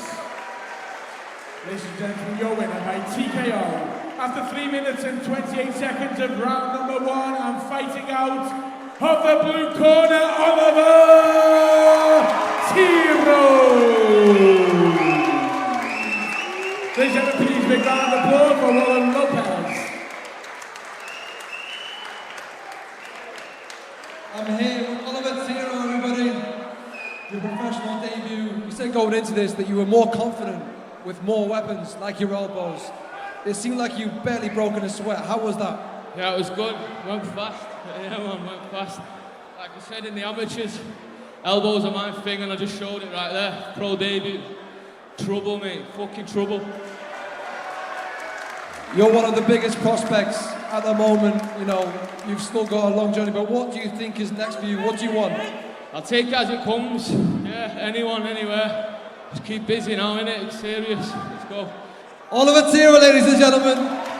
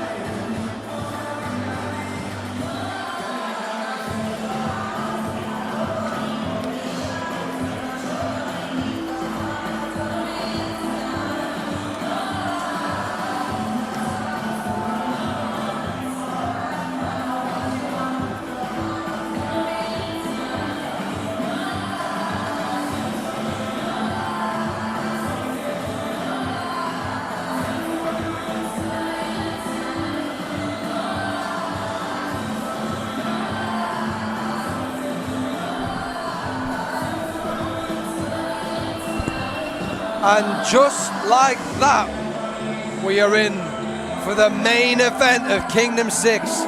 Tony Silva versus Tom Mullen. These fights go by so quick when you're having fun, Brett. Mate, I've been blown away by the card so far. We've had everything. We've had technical grappling, flash knockouts, still like knockouts against the cage. We've had some incredible back and forth, some great stories to tell, but it all comes down to the main event now, man. Like, Kingdom's done it once again. Like, I'm really looking forward to this fight.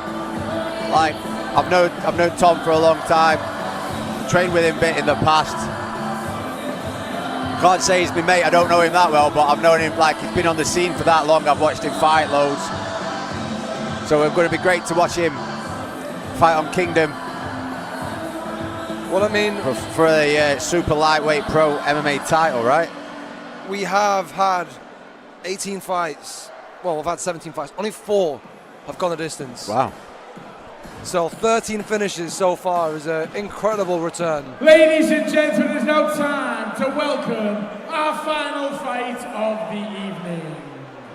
We have 5 5-minute rounds for the vacant Super Lightweight Kingdom Combat Championship Pro European title.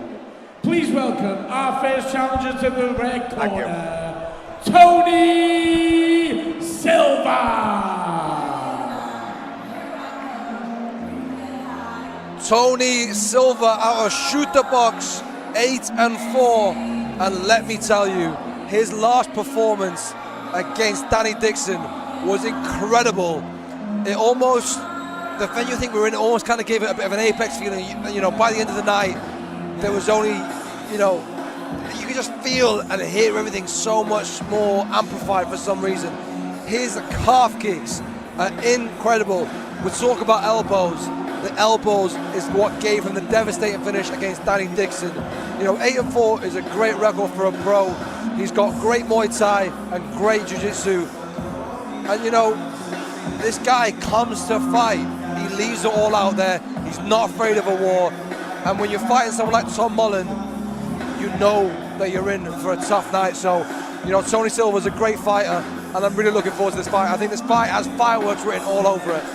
Yeah, man, like, putting two great strikers together with 2 great grappling, it kind of gives you shots all around. I know that sounds obvious, but sometimes when you put 2 great strikers together with terrible grappling, you'll have a grappling match. You put 2 great grapplers together with terrible striking, you'll have a striking match. But what you've got here, you've got 2 all-rounders that can do everything.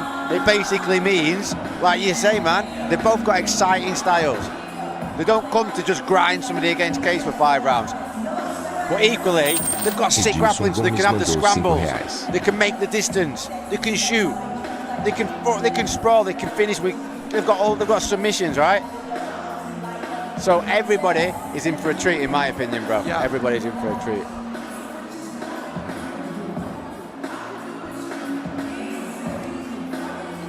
And again, an interesting statistic that I mentioned earlier, but Tom Mullen has faced 3 Brazilians and he's not lost to any single one of them. So this is the 4th Brazilian he's fighting. Will he continue his undefeated streak against Brazilians? Tom Mullen coming out next. And ladies and gentlemen, please welcome our second challenger to the blue corner, Tom Mullen.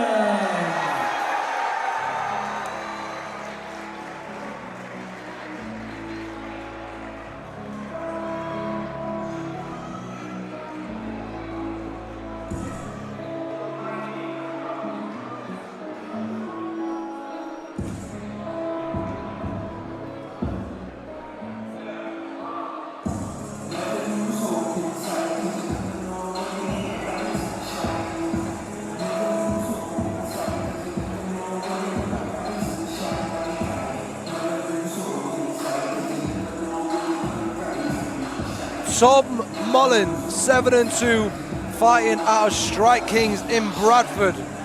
Also, of course, training with the Aspire guys. Tom needs no introduction. Him and his brother have been big on the scene for a long time. Again, the rhetoric of prospects reaches to Tom Mullen.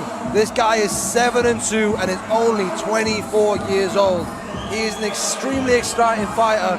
Every single one of his wins has come inside the distance. He's on a 3-fight win streak, 3 subs, 2 in the first round. Don't sleep on Tom striking. You know, his jiu-jitsu and his submissions are, you know, they speak for itself, but Tom has got phenomenal striking. This is a big moment. You know, I also like that this is a super lightweight fight. We spoke earlier about the introduction of the new division for Kingdom between lightweight and welterweight, and I think it makes it exciting for the fans and it makes it exciting for the fighters, because if you have a healthier fighter that doesn't have to worry about a weight cut as much, it means that you're going to get better fights. Yeah, I agree. It makes much more sense with the sport moving forward, the sport becoming so popular and more people fighting, there's more people to fill the weight classes. So because you've got more people to fill the weight classes, you may as well have these additional, like a big, like 7 kilo from welterweight to lightweight, it's a big jump. Yeah. So if you can hit 74 in the middle, like you say, you can have a healthier fighter, less injuries, better fights, like less dehydration, less need to have big weight cuts. Oh, there's enough sport to go around. Our main event, ladies and gentlemen. We are live on Empire Combat Pass and powered by Pound for Pound and Flux, where Kingdom Combat Championship proudly presents our final contest of the evening. 5 5-minute rounds for the vacant Kingdom Combat Super Lightweight Pro European title. When the action begins, our referee in charge is Dando. Introducing our first challenger, fighting out of the red corner and representing Shootbox Brazil, Tony Silva.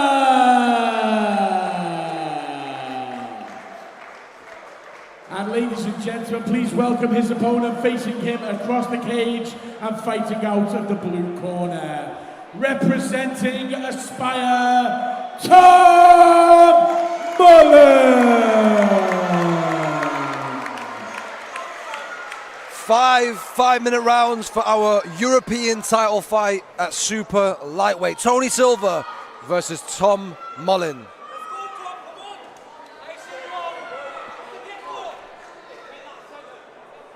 Callum Mullen, from the get-go, he shouts.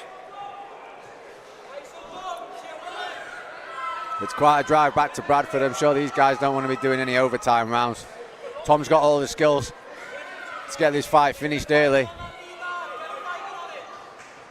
Oh! Oh! That's exactly what I'm talking about there. Oh! Oh!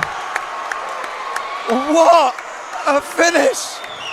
by Tom Mullen. I said don't sleep on his striking.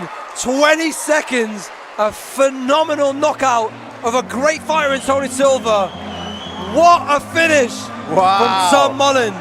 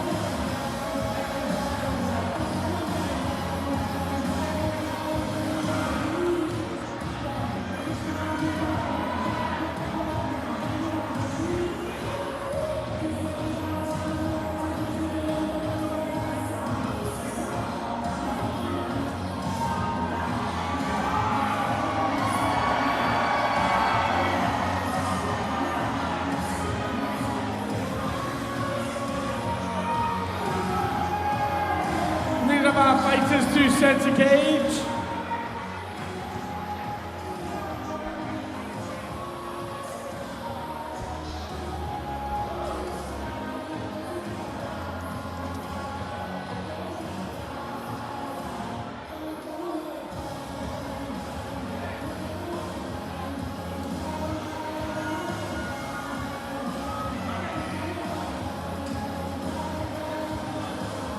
Ladies and gentlemen, can we please have a big round of applause for both of our fighters. Ladies and gentlemen, your winner by knockout after 19 seconds of round number 1. And now the Kingdom Combat European Champion fighting out of the blue corner, Tom Mullen. Ladies and gentlemen, please, a big round of applause for Tony Silva.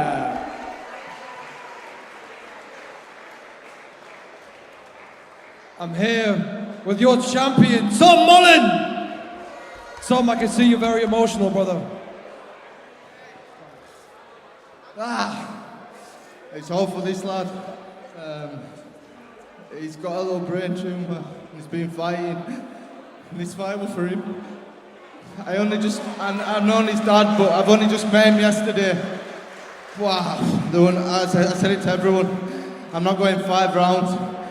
And yeah, look, clean work tonight. And this was just for this little lad, literally. He's fighting all his life. I can go 25 minutes, whatever it needs to be.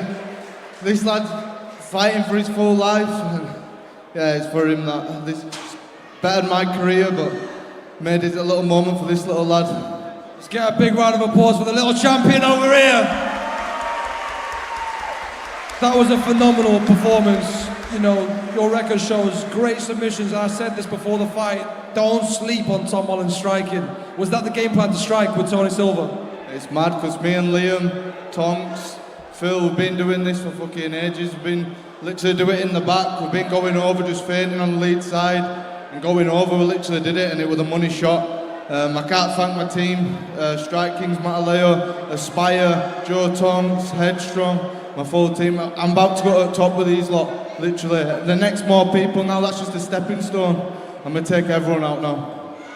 What I love about you guys is you really rep Bradford and you really give back to the community. You're 24 years old, you're still so young, 8-2, 8 finishes. What is next for you? Well, whatever they want. I think these bigger shows need to come up, and you know what, Dana White, I reckon it's a bit of time. Give me a shot on Dana White Contender Series. That's definitely deserved it, that. I think it's more than deserved. Everybody, Tom Mullen! Ladies and gentlemen, that was our final contest. Wish everyone a safe journey home and see you in Liverpool in February.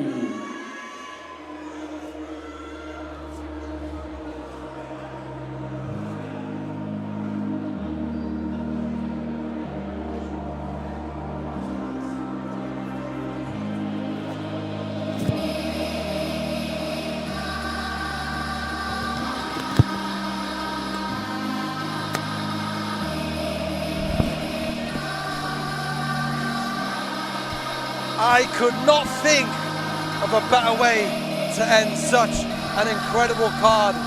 Top to bottom, we had some amazing finishes, but Tom Mullen, I think, steals the show with a fantastic quick knockout of a great guy in Tony Silva. Yeah, man. I mean, wow. Top to bottom, phenomenal card. Kingdom 6, that's a wrap. Brett, thank you very much. Cheers, buddy. For doing this with me again. Oh, man. Good to be back. Good to be back. You know, people can't stop looking at Kingdom, man. Everything says it for itself. This is the best show in the UK to be on, without a doubt. Kingdom 7, back in the home ground of Liverpool at Box Park, February 22nd. I've been Paul. This has been Brett. Cheers, and guys. that's all. Thank you for tuning in. And we'll see you soon. That was sick.